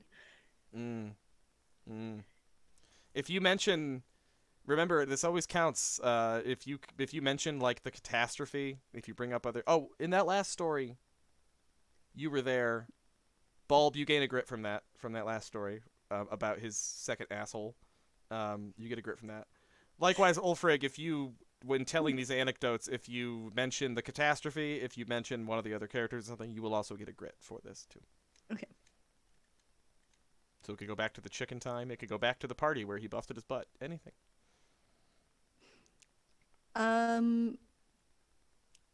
Ethan, like, totally has this bad habit of puking under pressure. Like, he not only did it with the chickens, but it happened at the party too. And, like, that's just like, nasty. Like, and it would not at all surprise me if he, like, totally Ralphed in front of the principal's office right now, like as all of these people were like trying to get by, because like apparently his stomach is like absolutely nothing. Oh God, I'm so sorry, Ethan. I'm so sorry. I am. Ulfrigg is also so sorry. That is an auto success. So now you are one away from completing the scene and getting into the principal's office. But Ethan, you poor dear boy, my dear dear boy, you take a perma negative to your -1 to your smarts. And this -1, you feel less smart because as you approach the principal's office, alarm blaring, papers thrown, teachers evacuating in panic. Outside, cheer riot probably still happening. Inside, Taco Bell shits exploding, just erupting, burning through the porcelain of this toilet. Dale smearing wax on a camera, and you walking down the hall, your little radio in hand, little Ethan dreamy-sharp, just trying to keep it together amidst a sea of high school madness. And as you get to the principal's office, the door opens and out steps the secretary, Secretary Crumplebottom. A lovely blue-haired old lady who sees you coming, and Ethan, this final element, seeing now faced with the secretary of Principal Dick, the man you hate more than anyone on earth. Seeing her face to face with you in this moment, it all becomes too overwhelming, and you Ralph on the floor right in front of her. There's However, a fire. Sorry, Twitch. Terms of service. That's actually against the rules. That's why I didn't do it. It's okay though. Yeah, realistic. Wait, pretending to take a massive shit isn't? It's all about the sound effects, man. It's the Okay. yeah, realistic puking sounds. They don't like that. Sorry, Twitch. TOS. So your nervous stomach gets the best of you, and you Ralph it on the floor in front of Secretary Crumplebottom. But what this buys you is her sympathy. And so rather than chastise you for not turning around and leaving in the midst this madness, you get, oh, dear, come to Secretary Crumplebottom. Let me just, because she speaks about herself in the third person, just, why don't you just sit down a moment, just take a quick breather. And she's like patting you on the back, and believe it would be Ulfrig's turn now. It would be Trish Alicious' turn, right? Mm-hmm. Trish, you know Secretary Crumplebottom? I know Secretary Crumplebottom. She knows you. Your Mm-hmm. friend has earned her sympathy. The cameras are taken care of. this is your in. What do you do? Oh my gosh, Miss Crumplebottom, did you see Ethan? He's not feeling well. Could we please just like, I know it's against the rules, but I also know that the principal has that like fancy toilet. Please, could we just like take him in here in case he needs to Ralph again? And consequences for failure? Oh, poop. No, it's vomit this time. It's vomit this time. All of the consequences I'm thinking of are like after the game would end, so that wouldn't be useful. It goes on your permanent record. That was one of them. She tells me to evacuate, so I have to like sneak past her if I want in. Sure, yeah, it just turns you away. Okay. Okay.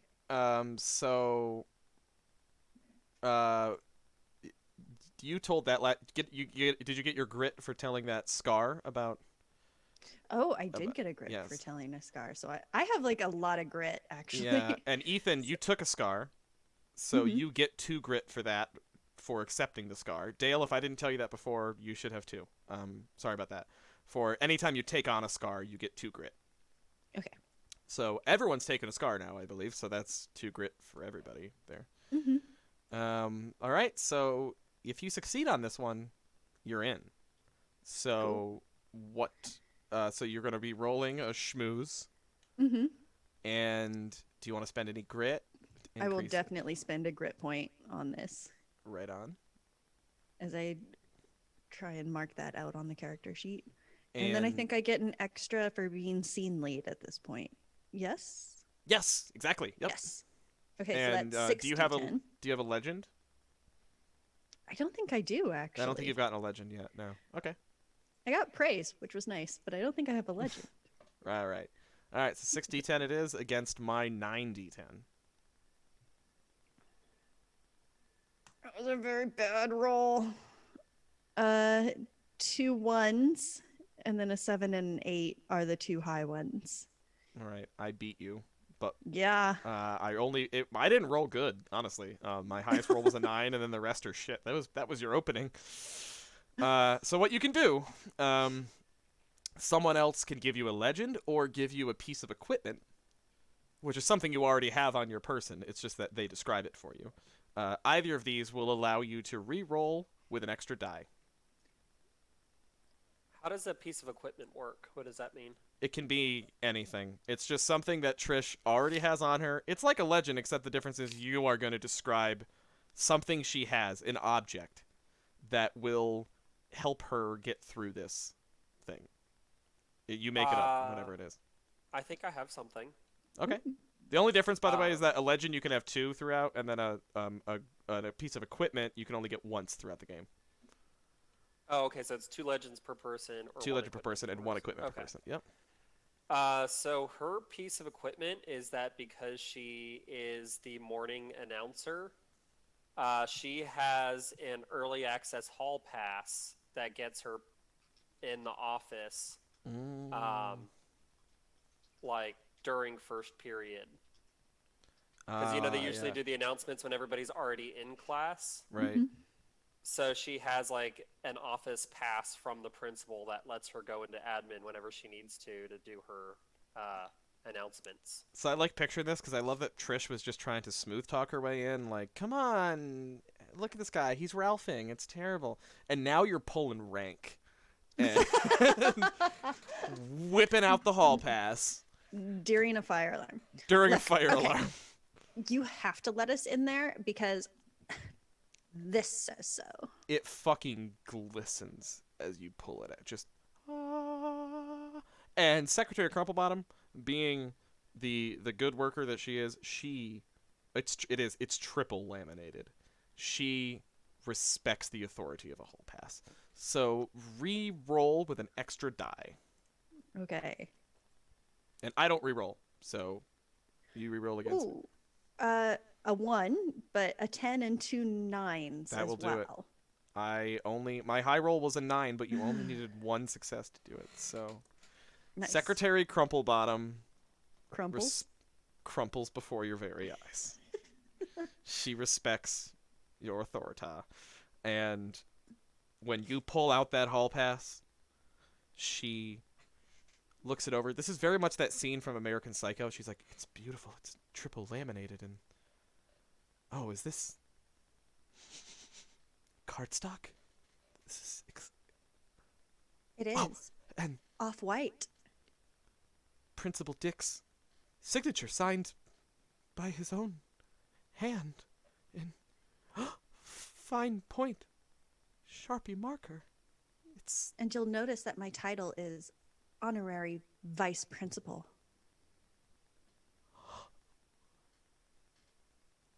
and so it is. Mm-hmm. Please, I'm honorary vice principal. I'm so sorry to have inconvenienced you. Please, come inside. Oh, thank you. This will make it so much easier to do my honorary job.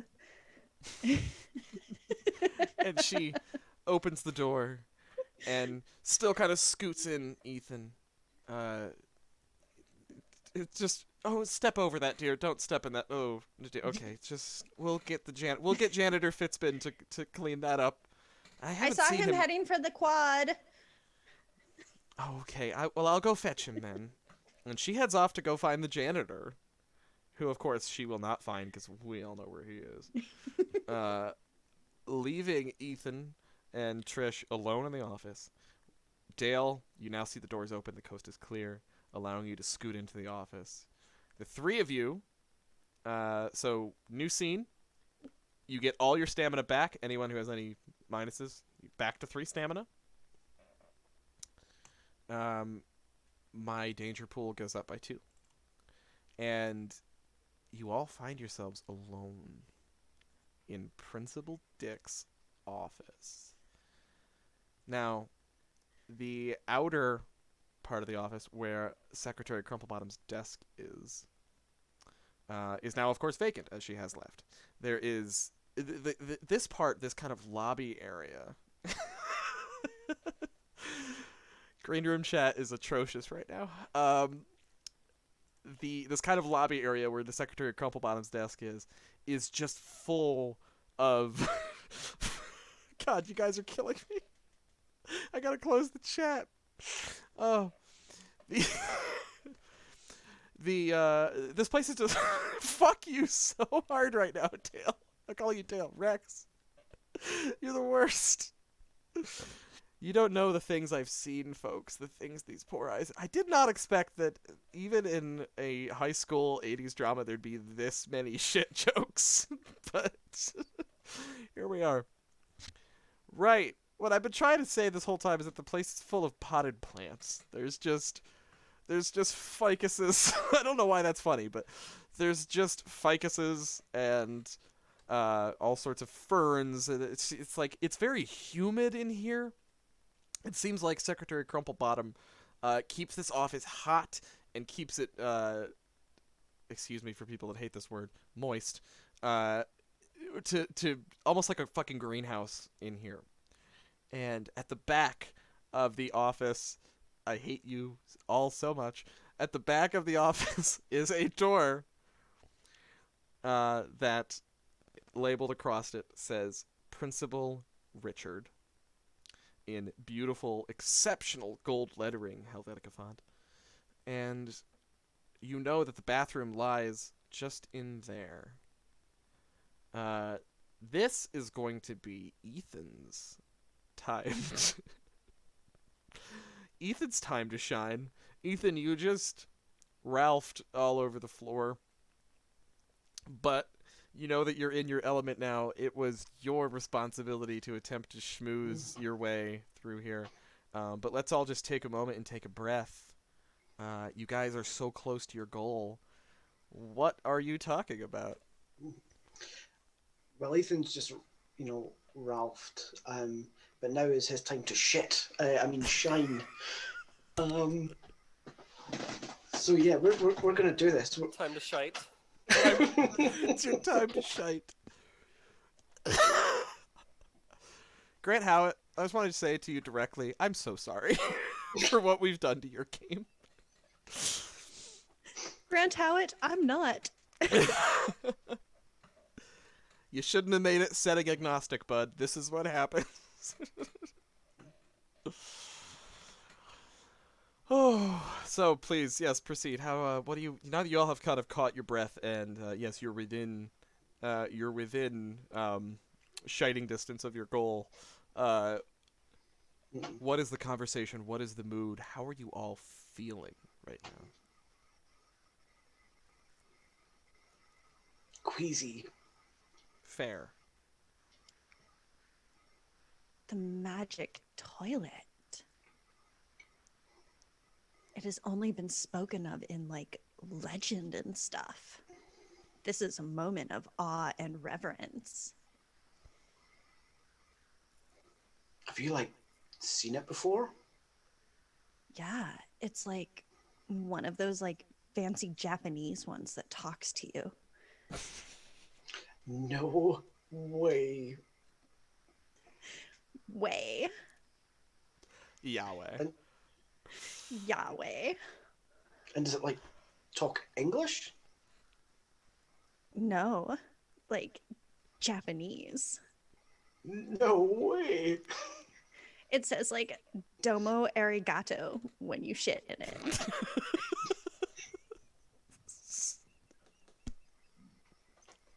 Styx was huge at this time.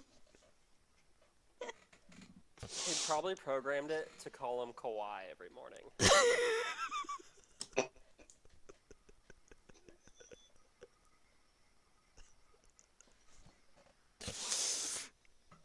Oh my god.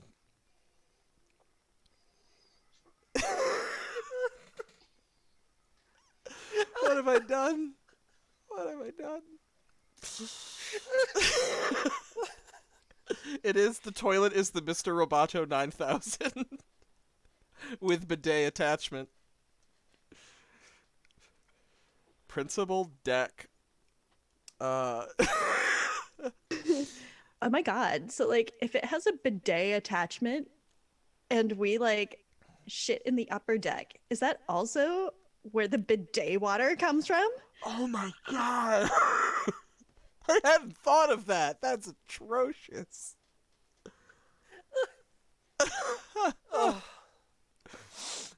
So I like how this is the first TTRPG stream on your channel, and it's just nah, it's the second. It's the second one. Second? We did Okay. Quietus last week. Yeah. That's right.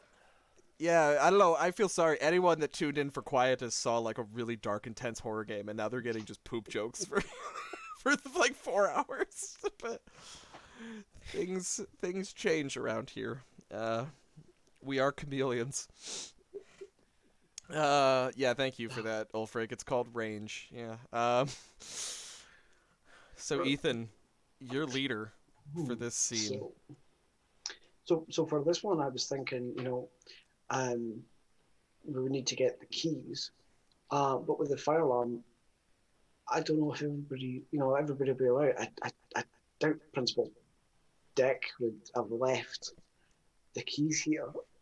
And we were hoping to talk our way in. My only thought is, what if this toilet bathroom doesn't have a traditional key? What if it's got a voice pad?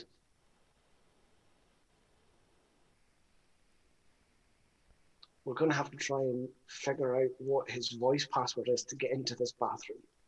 Oh my gosh. Is it a voice password, or is it just his voice? I don't know. I suppose we'll have to try to figure it out. Because we have the radio. We can have him talk through that. We just have to figure out how to get him to say a word. Okay, Grind, that is like the smartest thing that I've heard you say. That's impressive. That's like legit genius. Like I'm not even. That's like- just genius. Ethan, come. Sorry, fuck, shit. Think tank. Come in, think tank. This is Crispy. What's up? Crispy, no real names, damn it. No, I don't. What's going on in there, man? There's like whole lot of shit going on out here right now, brother. There's like fucking hall monitors everywhere, and cheerleaders are, I think, killing each other. There's a lot of blood. There's a lot of blood. And now the fire alarm's going off, and the fire department's pulling up. What do you guys? Did you shit in the tank yet? Have you pooped in the tank? Because, like, we gotta get rolling here, brother. There's just a lot of shit going down, and none of it's getting in the tank yet, from what I heard. So, what's the deal? We're about to overshadow our own legend.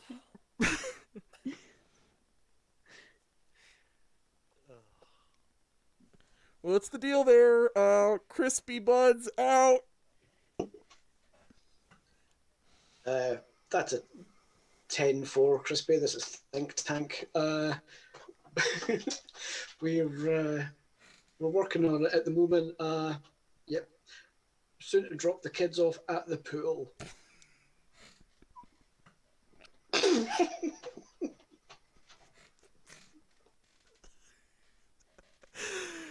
Oh, you made someone in chat shit themselves, so that's good.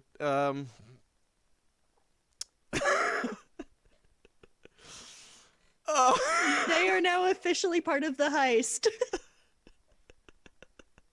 If you've shit yourself, we want you for this heist. We can use that. Don't let that shit go to waste. So your CV says you have skills that we're looking for. It's poop. Okay. Oh, sorry. Yeah, roger that. Think tank. Alright, well, I'm just gonna, crack another crispy bud here and spark one up and chill. And you just let me know when you're ready for, what's a cool code word for extraction? Crispy out.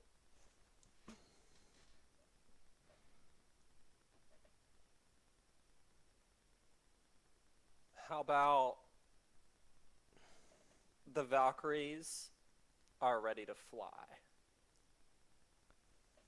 Was that K-Grind talking? Is that... Sounded like K-Grind. What's up, man? It's Jeff. It's Crispy. Hey. How you doing? Crispy.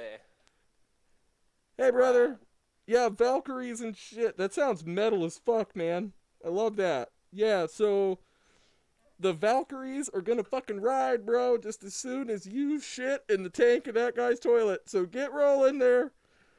I'm gonna roll up this joint, crack this crispy bud, and, you do your thing, man, but, it's getting really bad out here, so kind of hurry it along there, will you? All right. Crispy buds out! Like, oh my god, there's like no need for him to wig out. It's totally under control. It's totally under control, fam. Yeah, I think you're right. I think we're running out of time. We just need to keep a cool head about this. Let's see if we can find if there's a spare key or something to help us get into this place. Okay, so yes, just to set the scene again. Office full of ficuses. At the back... At the back is a door that leads into the principal's actual office, and then in that room is the bathroom with the Mr. Roboto 9000 bidet attachment feces exterminator. So, you're looking for a spare key to try to get into the principal's office? Ethan? Trish, have you got any ideas where they might keep an extra key or something? Oh my god, like, I don't know. Can I roll for that? Like, smart? Yeah, roll smarts. Yeah, see if you can maybe find it. Do you want to spend any grit? Yes, I will definitely spend a grit. Righteous. Yeah. And 2, so that's 3 extra dice. Mm-hmm. So 2, 5. Awesome. And do you have a legend or anything? You don't have any equipment or a legend or anything that tacks on, I don't think. My equipment is my early access hall pass. Nah, not really. Not really. Here, no. Okay. Um, You can I get only give myself equipment? No, someone else has to give it to you, and you can only get equipment after you've already failed, and then you Okay. can re-roll with it. Yeah. and that's the same with legends, right? Yes, and also you Yeah, only can okay. have one equipment, so you're Mhm. you're out of luck there. All right, so yeah, you have what 5 Yep. against Ooh, my 11. yikes.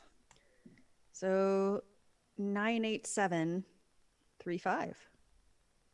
I rolled like absolute shit. You got 9, 8, and 7. Mm-hmm. That's 3 successes you got on me. Yes. Um, I Oh, rolled that's like a clinch roll. I rolled a clench roll. Um, so you, because of the Taco Bell. I also rolled a 10. So you will take a stamina damage, but that gets knocked off the stamina. But so you'll take a stamina damage. I guess you just, I don't, do you strain yourself trying to recall where the, trying to recall where the key is hidden? Um, You I decide, am yeah. looking around the office trying to think of all the places where it might be and just like tearing apart this poor woman's desk. Um, Oh, poor Secretary Crumplebottom. yep. She's such a good worker too. So can I so how can I hurt myself doing that? Paper cut. Paper cut. So Digging my through. hand is looking like I went one-on-one with Edward Scissorhand at this point. It's a fucking Oh, nightmare. you're perfect, man. You broke a nail. You broke a nail. Mm-hmm. Perfect manicure. Oh my Gone. god. I Yep. paid like $15 for this at the mall. And you dig through the drawers, uh, just like unceremoniously tearing papers out of Secretary Crumplebottom's desk. And at the bottom of a drawer, you find an envelope, like a little manila envelope, inside of which she has put a spare key uh, that is stashed in there with pictures of her and Principal Dick on a Caribbean vacation together. Oh my god. I thought she was like one of those old ladies who just like lived for her cats And the ficuses. and the ficuses.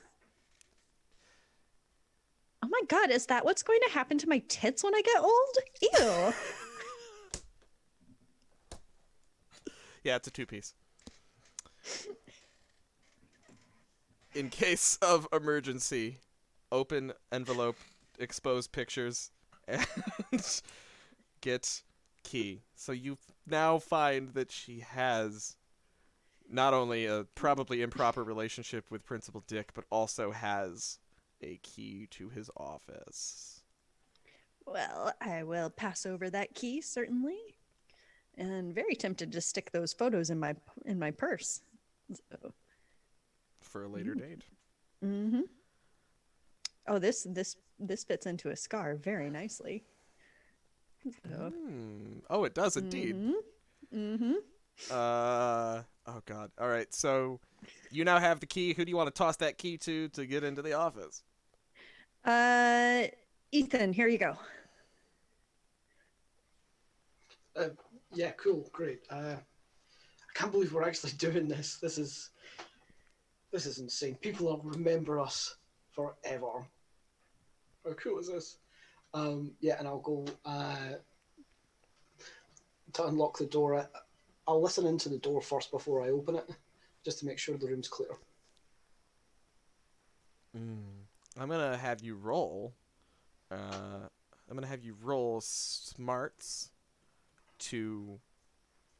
It can either be smarts or shred, I think, because you're trying to be sneaky.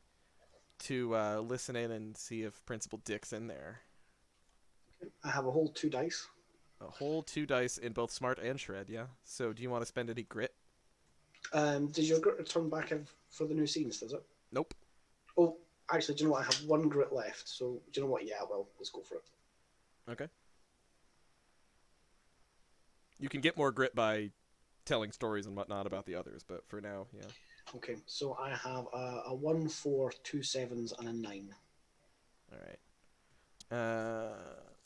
I keep forgetting to mention. For the record, I only need to know what your highest number is. The other ones don't matter. Oh, okay. So yeah, So a 9. spare the breath. So a 9. My highest is an 8. You succeed.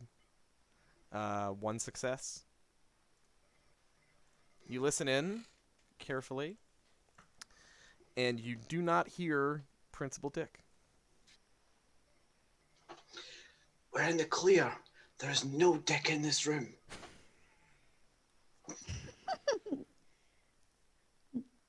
Trish is gonna look down and giggle. K-Grind, do your thing. And I'll open the door for him.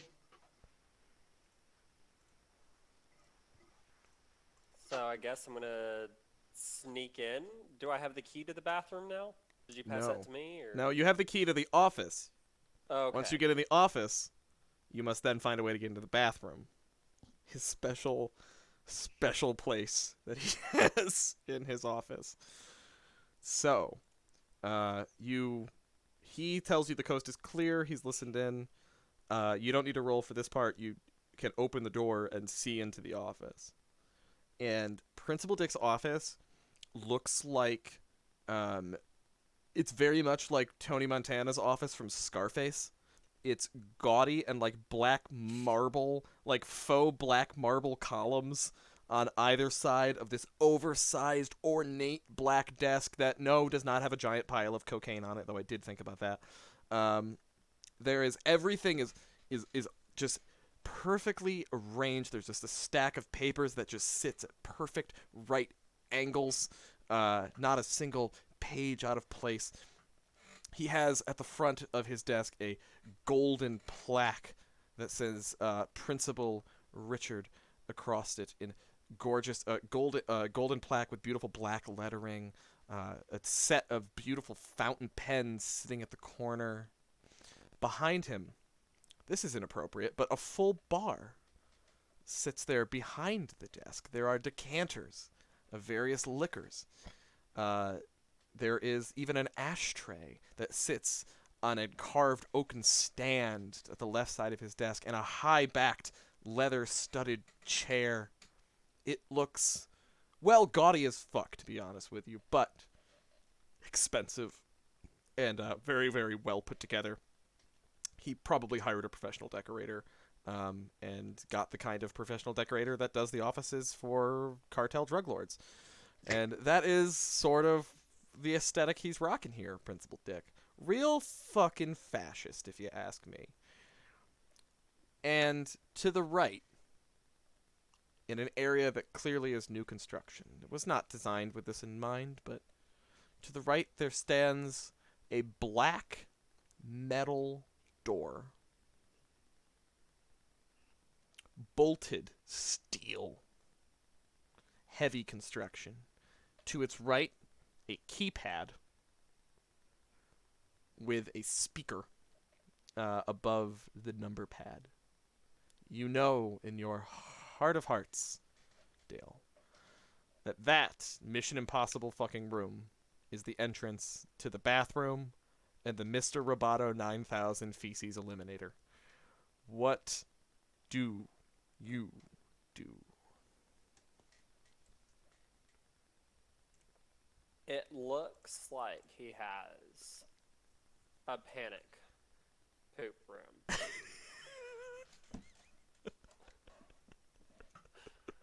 Panic poop.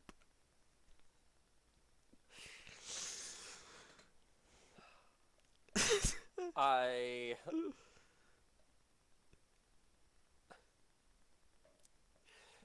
yeah. So he is going to walk up to the keypad and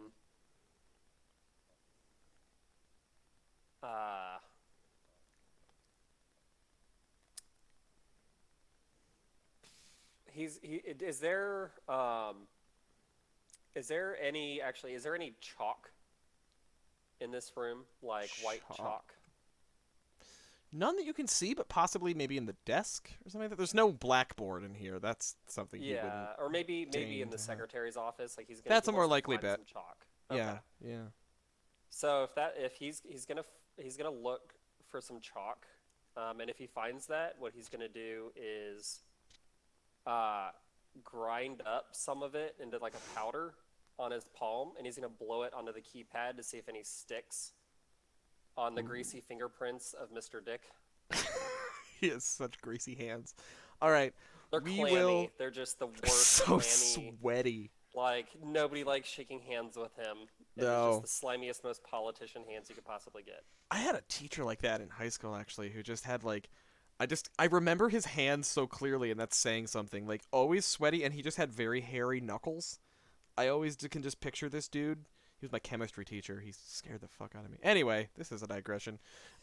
Roll smarts, and you're welcome to spend grit or do whatever you want to. Yeah, smarts is my worst one, so I'll spend a grit, and that gives me 3, right? Yep, 3 extra. Yep. Okay. So that gives All right, you 4. I have 2 9s. 2 9s. Hey, not bad. Let's see how I did.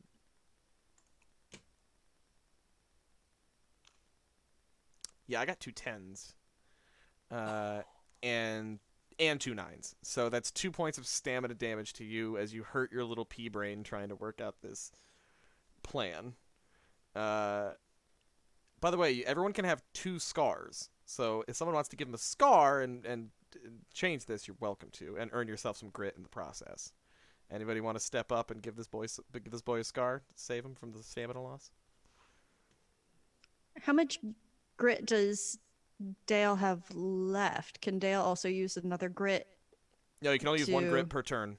1 grit per turn. Okay. Yeah. You could also give him a legend and let him re-roll. Give him a piece of equipment, let him re-roll. So right now, my high roll is a 9, and he's taking 2 stamina damage. The only way you can avoid the stamina damage is by giving him a scar. But you could also give him a scar and make it an auto success, avoid the stamina damage. Or he could still take the stamina damage, but you can let him re-roll and see what happens. With equipment or with a legend. What do we think?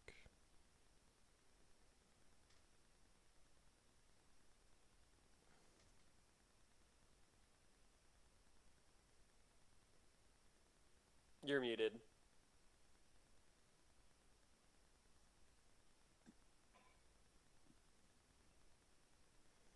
This will be your last legend is the thing, yeah?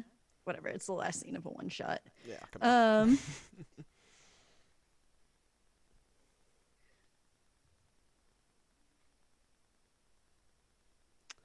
So, the legend is that Dale,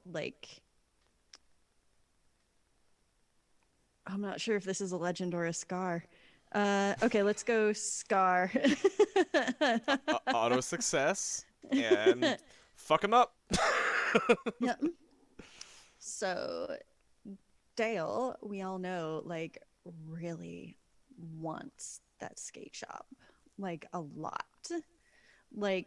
So much so that there are rumors that he's gotten in with some questionable activity, shall we say. Y'all know what I mean. And that it has given him super focus when the need arises, and also let's just say resistance to powders, because he's there's enough of that shit going around. All you do is accuse people of doing drugs. That's your thing. This is your thing. Ulfrigg is not creative. To be fair, it is the 80s. There's just cocaine everywhere. No, I don't mean Ulfrigg. I mean Trish. Trish just goes around accusing people of doing drugs. It's all it's all in character, and yes, cocaine's everywhere. It's California in the 80s. So that is 1 auto success, and you will evade these. You will avoid the stamina damage. So you're protected, and if you accept this scar, Dale, you will gain 2 grit, also. Yeah, you know what? I'll take it because this, like, stoner skater guy is going full anarchist, and I'm just embracing it. Yes. Yep. So this is now true about you. Dale loves Coke. That's what we learned He doesn't today. do it, but he probably like sells it or something. Who knows? You've had a little, like a little, Yeah, you know, just a little, quality control. a little on the gums. Uh, so you feel right at home in this Scarface office, Dale. Um, you know, you've met with your pushers on occasion to to resupply, and you know, you Or also Miss just Faye. with Miss Faye. You can either confirm or deny. May in fact be a teacher at this school, and you have yeah, you have learned this exact method. You know, blowing powders and stuff is an investigative method that I guess you learned from blowing cocaine. I don't know where I'm going with this, to be honest with you, but whatever. Uh, you have hyper focus, I believe, was Trish's point, especially when there's white powders around, and you blow onto the keypad, and you see that the numbers that stick are 80085.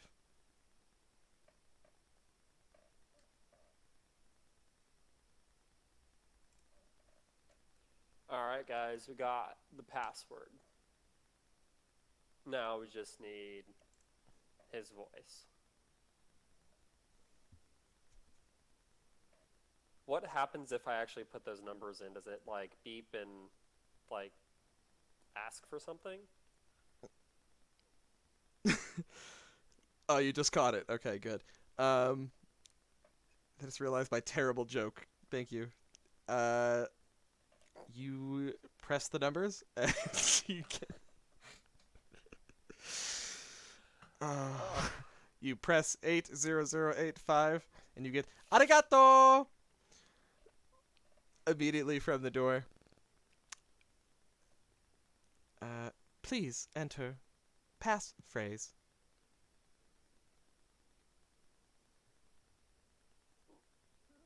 Dale just looks confused at the other two.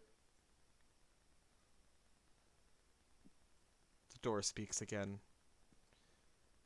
Oh, Principal Richard, are you there? Please enter passphrase.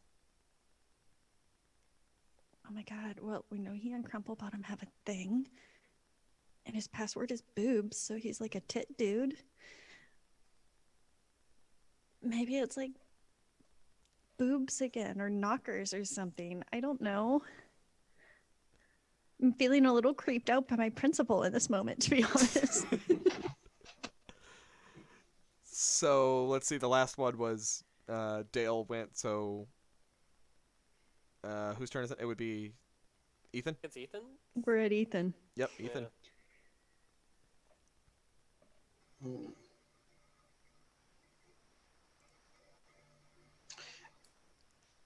Trish, was there anything written on those pictures? That could that maybe be what the password is?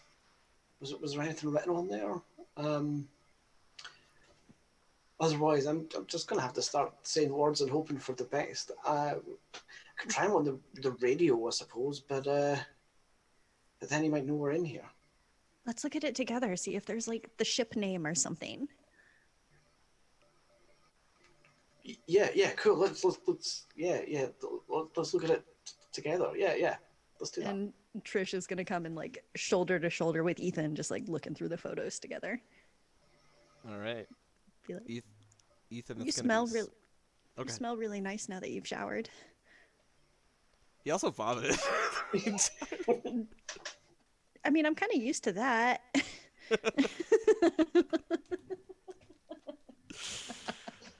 That is Fair. true. It's fair. What a flirt move. Ethan, that's going to be a smart roll to try to investigate and figure out, based on the pictures, what the passphrase is. Okay, I have a total of 2 dice. Oh God, no. The highest I rolled was a 3. The highest I rolled was a 3. That's a bummer. Let's see So how. it's contested. We roll again. Hold on a second. Yeah, I rolled 3 10s. So Ethan, How many scars do you have? I think he only has the one. Okay. Uh, And no equipment and one legend. Yeah. Yeah. I've got one legend, no equipment. And you have a scar. Yeah. We can. I mean, the only way you can save his bacon right now is with giving him a scar to stop that stamina.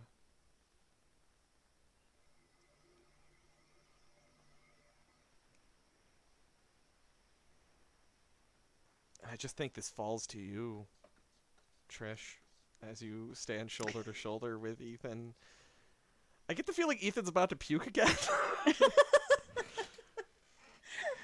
You guys are tearing through these pictures, and I think, honestly, what the stamina loss here is, Ethan, is you're going through these pictures of Secretary Crumplebottom and Principal Dick, and the things you're seeing should not be seen by human eyes, and it is just overwhelming.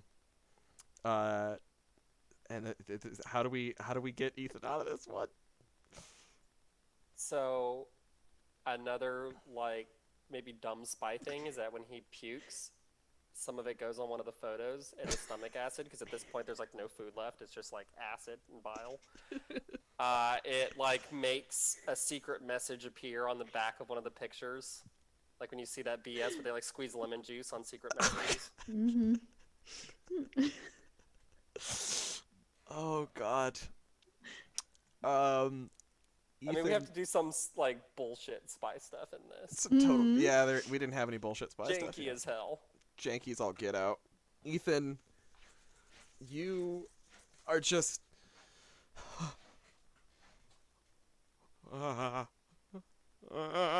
going through these, and Trish, you can see that Ethan is starting to kind of sway and look pale. Don't you fucking dare. Oh my god. And then, again, not gonna do it, but he Blech. I think it's just a little one, just a little, and just a tiny bit, gets out on the pictures, and as he Ralphs on the back of one of the photos, it causes the ink on the back to bleed through a bit from his vomitus. And while it is gross as hell, you do see on the back of one of the photos a passphrase. And this whole time you'd think I would have been thinking of the passphrase, but alas, I was not. I'm gonna say, chat, I have a request. I want to know. No, you know what? I like that one too much. You see on the back, written one says Miami, bitch. On the back of one of his photos.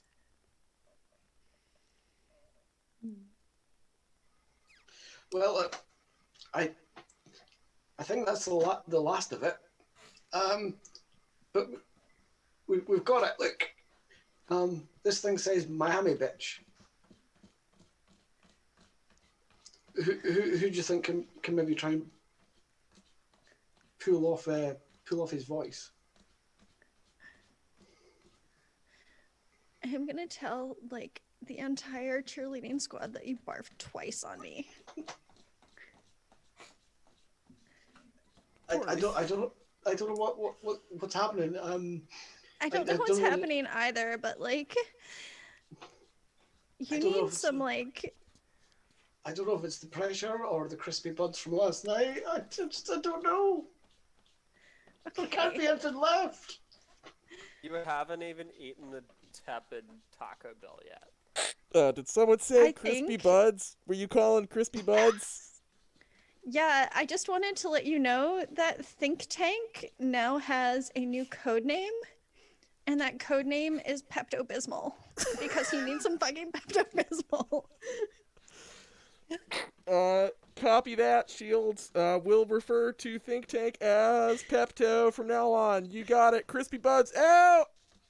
He also turns pink, like Pepto when he vomits. Oh, yeah, that makes sense. I like it. All right, Crispy Buds out. K-Grind to Crispy Buns. It's Crispy Buds. What's up, Kegron? Can you impersonate the principal well? Principal Dick? You want me to sound like that, asshole? Yeah, it's for justice. For justice, righteous man. Hey, this is why I asked you to do this, Dale, because you don't take shit and you say fuck the man. I like that. Yeah, no, fucking, sure, dude, I can do it. Fuck yeah. The word we need you to say is Miami bitch. What the fuck did you just call me? It's the password to the target. To the turlet? There's a password to get into the turlet? Yes. Yeah. Principal Dick's fucking weird, man. Okay, yeah, no problem. I got you, brother. So can we hold the radio up to the keypad and get him to say it? I don't know how that's gonna roll or if that's gonna work. Yeah, so, first of all, Ethan, you get 2 grit for taking on a scar. Trish, you gain a grit for giving him a scar.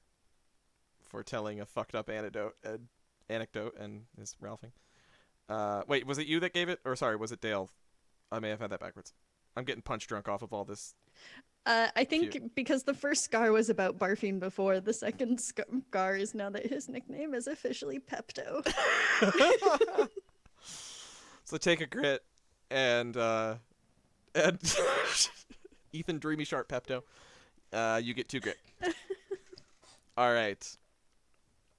So you place the radio.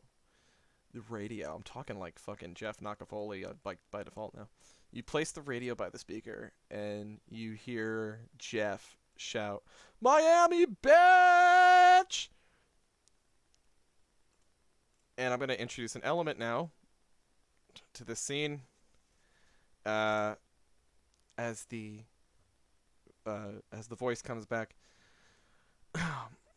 Voice not recognized. Where are you, sweetie? Speak to me, Principal Dick. Oh my god, he's like, ew. Yo, does he flirt with his bathroom door? It's fucking weird.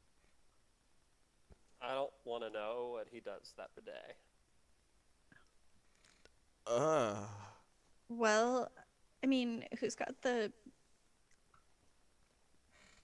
best skeezy principal voice?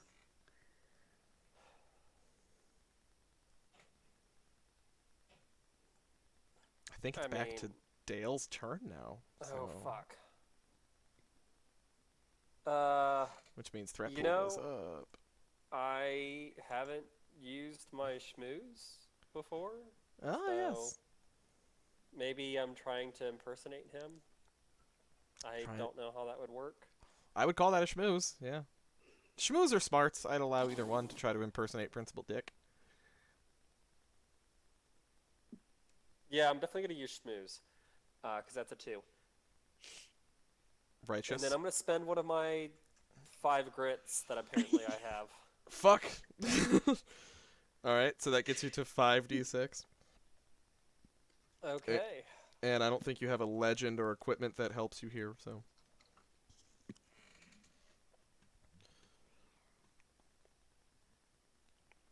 No, everything is either about drugs or skating.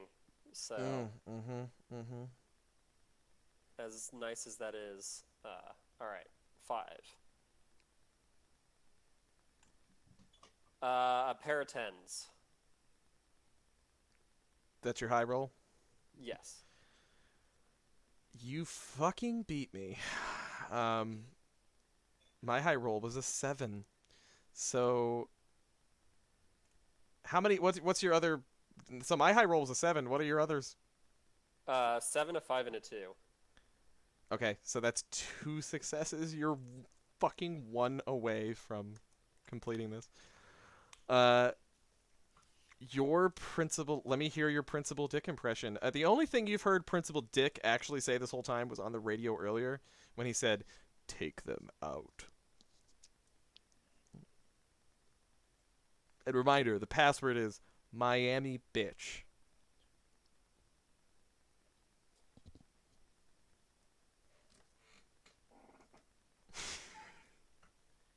Silence in the room. Miami, bitch! What the fuck? As Oscar the Grouch. I was trying to go like with a jowly, gross, like sweaty man. Really? It's more like, hey, sexy door. You'll always be my Miami bitch.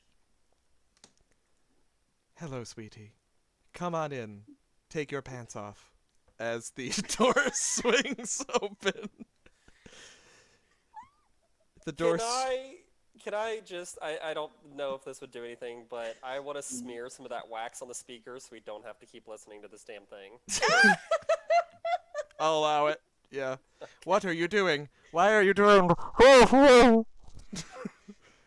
Stop it! I do not like this. Stop it! Ow! As you muffle the speaker. Why was I programmed to feel pain? And as the bolted metal door swings open, there it is, in all its glory. The Mr. Roboto 9000 Feces Eliminator. The most expensive and most beautiful fucking toilet any of you have ever seen. And now you see, this is... It's very Trumpian. This fucking thing is gold. It is a gold-plated toilet bowl with a black marble lid, and this. There's all these like hoses and stuff running to it of this like exceptional gleaming chrome, and you can see a little control on the side for the bidet attachment. Also, it has adjustable pressure, so you can get it just right. There's even an automatic toilet paper dispenser in the wall built in. The whole thing is built in this beautiful gleaming black marble with gold plating around the mirror and the medicine cabinet, and it's just so fucking gaudy. It's just over the top. And now you have 1 success left to complete this mission, which you know what that means. Dale, choose who you want to shit in the tank of that toilet. I mean, I think it's been Ethan this entire time, hasn't it? Does he have anything left? I don't know if he's puked all of the food up that he was supposed to have pooped. So. Yeah, I don't know. I don't know if he's got much left in him, but he's maybe got enough just for that one final push. Would Trish be down for this then? Being so creeped out by this whole sexy toilet thing. Yeah, I can roll for shit. I don't know. It's up to you. I can't decide. It's a tough one. Ethan feels more dramatically appropriate. Yeah. Everyone just stands aside. I'll reach into my purse and pull out a tasty bud and a lukewarm taco from Taco Bell and hand it to Ethan. Oh, it's been in your purse the whole time. Oh no. So It's the side taco that you get as that no one wants. Like you order the chalupa, but they give you the extra taco just cause. It's the awkward Wafer taco you thin. don't want. Wafer thin garbage of dog meat and like lettuce and plastic cheese. All right, Ethan. Do you eat the taco? I'm gonna have to. I don't think I've got anything else left. I'll need something to burn through me. Oh God. I'm just picturing Ethan just like eating a taco, just like crying, like, "Oh, it's awful." And after all that vomit, it just adds to the worst taste ever. Oh, Oh my god. now the real question, folks. What stat is shitting in the tank of a toilet? I don't know. I think it's strength at this point. I think it's sparring. Shredding. He's It's sparring with the taco. shredding. His Shredding. digestive system is sparring with the taco. Yeah. Ethan, make me an argument on any of those. I'll hear out Do you know whatever what? you want to do. I'm happy to go with sparring. Cadence says it's it's a not dump my- stat.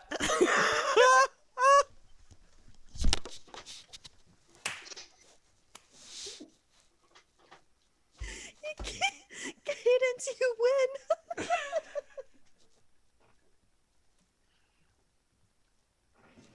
Oh god.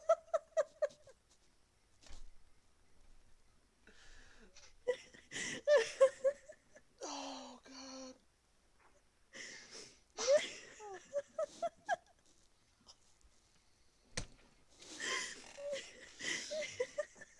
Oh God. I can never. Oh God. This channel has peaked. Guys, I can never do anything on the internet again after this. To my parents, I'm sorry. To everyone I've disappointed. I always had you in my heart. So, Oh. so yeah, I think it's not my strong suit, which is probably why I keep vomiting all the time. But we'll go for sparring. And Yeah. instead, I'm going to spend a point of grit, but can we rename it to shit?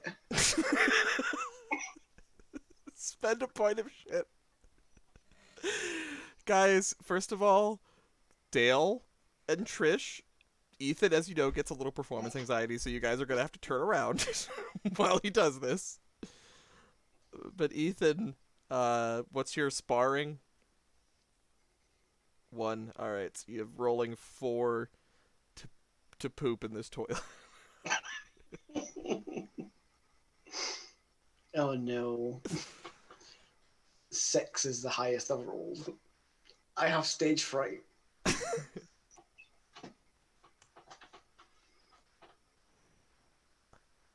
The highest I rolled is a 4.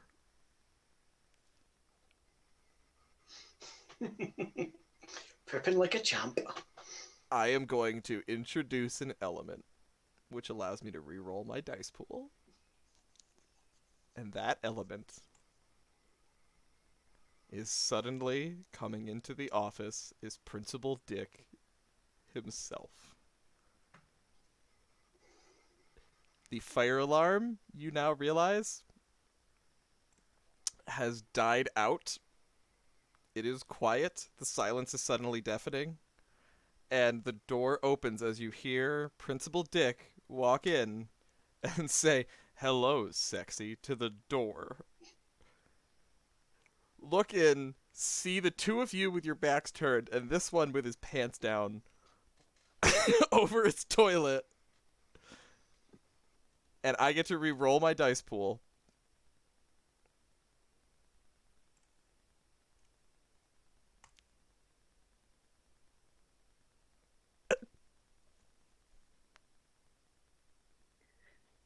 Is that a good thing or a bad thing? My highest roll that time was a 3, and I'm not even fucking What? kidding you.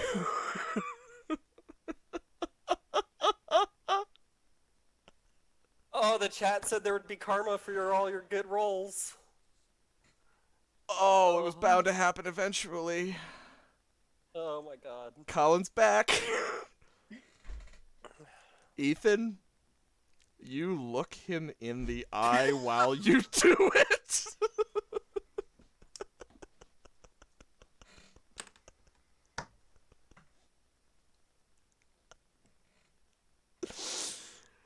As Principal Dick stands in stunned silence as you poop in his toilet and just says, "Why? Why?" He looks hurt that you had defiled his beloved bathroom. What do you do, Ethan?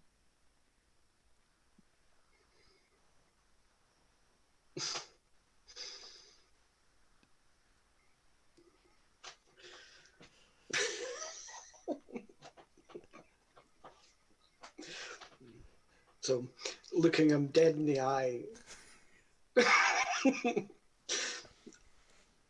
just turn around to him and say, "Because we're graduating."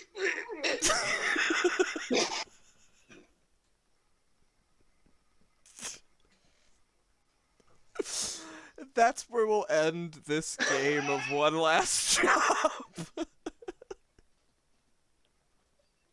Guys, I don't even know. One last plop. He doesn't have a stool to stand on now. Oh god. Oh my god. Guys, I'm actually, my throat hurts. I've laughed too much. But with that, you have exacted your revenge on Principal Dick because you're graduating. One last time. To anyone who stuck around in chat to watch this, thank you, and I'm sorry. I'm not. This just, well,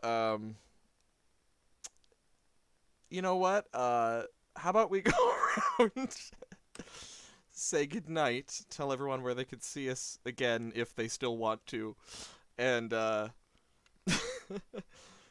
okay, in all honesty, I had so much fucking fun that was hilarious, and I needed a lighthearted game after all of the, get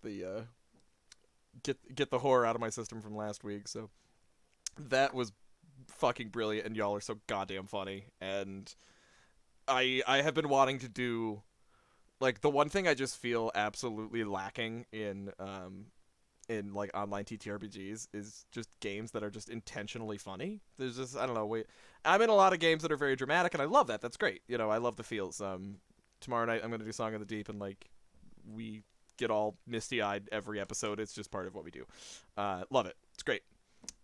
But I love to laugh, and my entry into TTRPGs was not through games like this, like online Twitch channels. My entry was through podcasts, a lot of which are comedy, actual plays. And I love that stuff. That shit's hilarious to me. And I've been wanting to do something like that on this channel where it's just the whole point is that we all laugh and we all have a good time. And all of you are fucking hilarious. I mean, just like so much natural comedic talent that just randomly popped into my server, and I love that. Ulfrigg, this is our first time playing together, and you're so goddamn funny. You're also muted, by the way, if you're trying to say anything. You are so goddamn funny, and I had an absolute blast playing with you. Thank you for having me. Yeah. Oh boy, the puns in chat. So how about Ulfrigg? We'll start with you. We'll go around and say goodnight. And what was your favorite bit from tonight? How about that? What was your favorite shit from tonight? I'm guessing this wasn't what you expected, but but I am in no way disappointed. That was amazing. excellent. This could have crashed and burned. pretty bad, but it worked. You get the wrong audience or the wrong players. This whole setup could have not worked, but it worked very good. I love how this all started, by the way, because I just jokingly was like, let's upper deck his toilet, and Rex was like, yes. And then it became the whole thing. Everything starts as a joke. As Anita, a friend of the show, says, everything starts as a shit post. In this case, it's so fucking true. So, right, I'll shut up. Ulfrigg, thank you for being here. What was your favorite bit, and where can we find you? Yes, I go by Ulfrigg on the internets when I am not being Trish Alicious. And I can be found on Tuesday nights over at Shay Foxy's channel at 6 p.m. Pacific, 9 p.m. Eastern, playing a different kind of Chaos Goblin as a Grimalkin. Oh my gosh, my favorite bit from tonight. This is so awful. I kind of loved coming up with like the horrible, nasty scars for you guys. Yeah.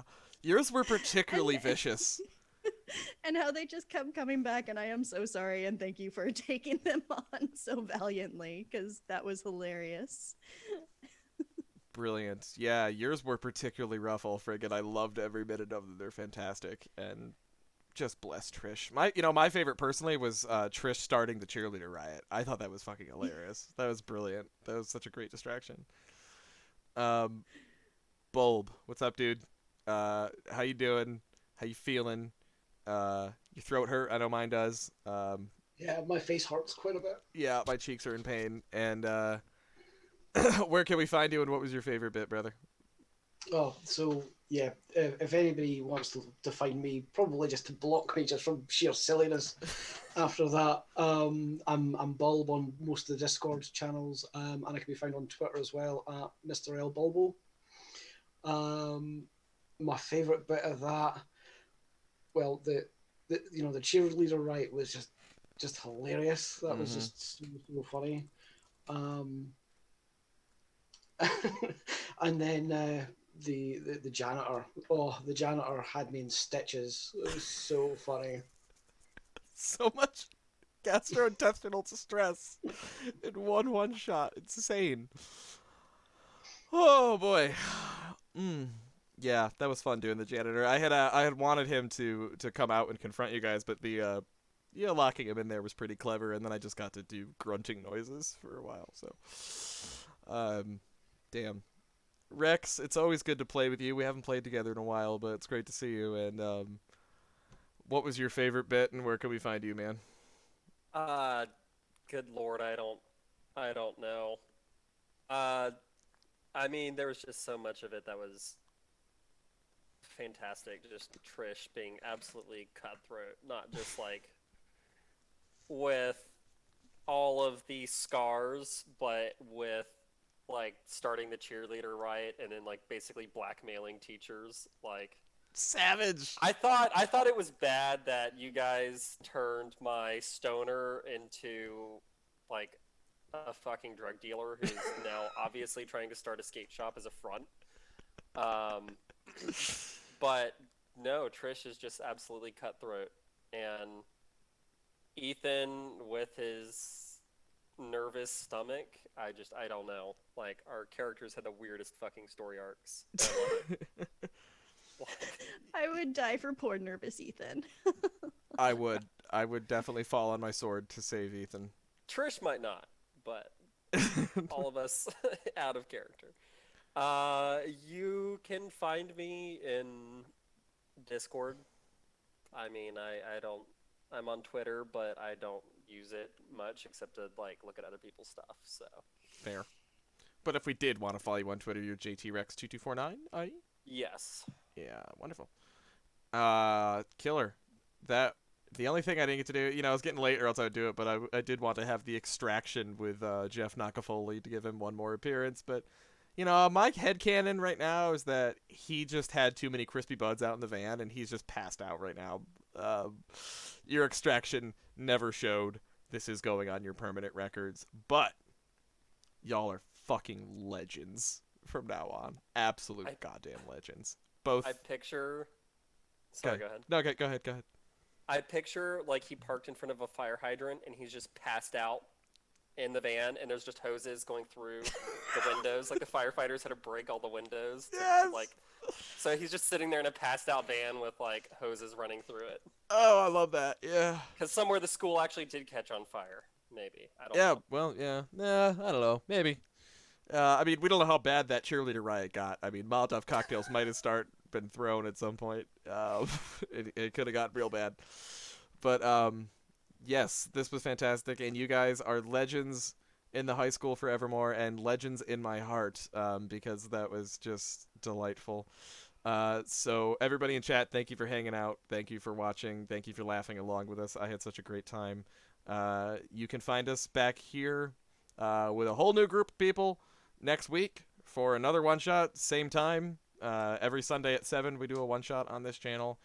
Next week is going to be, well, actually not a totally group of people because Bulb's going to be there. Next week, we're going to do Estate, which is this wild, like, Victoriana futuristic dystopia hellscape that's going to have myself and Bulb and Anna, Nymira941, and Savvy Seaworth, dear friend of mine, and one of my castmates on Song of the Deep, and Wally, Awesome King, who you can see playing Masks over on Matt Evans' channel.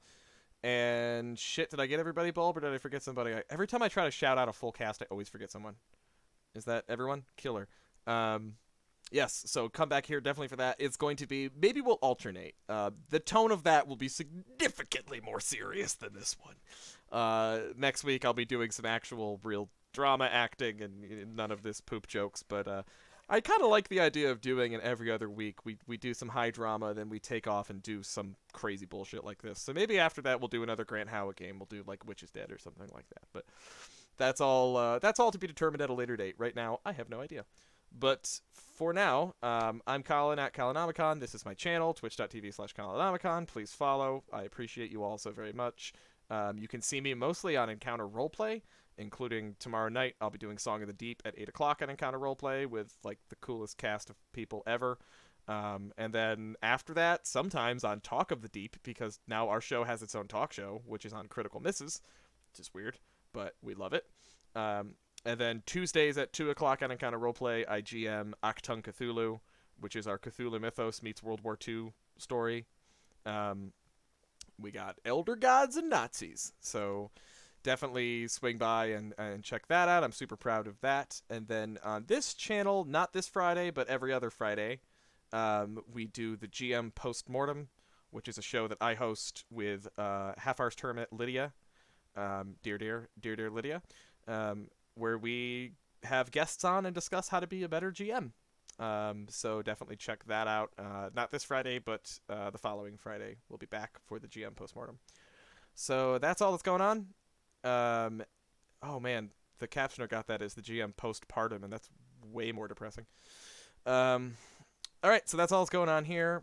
It's been so much fun hanging out with all of you, and it's been so great having these incredible role players on my channel and getting to laugh hysterically for like 4.5 hours. It is good for the soul. But that is all for us here tonight. Thank you all so much for hanging out, and we will see you all next week for another one-shot. Good night, everybody.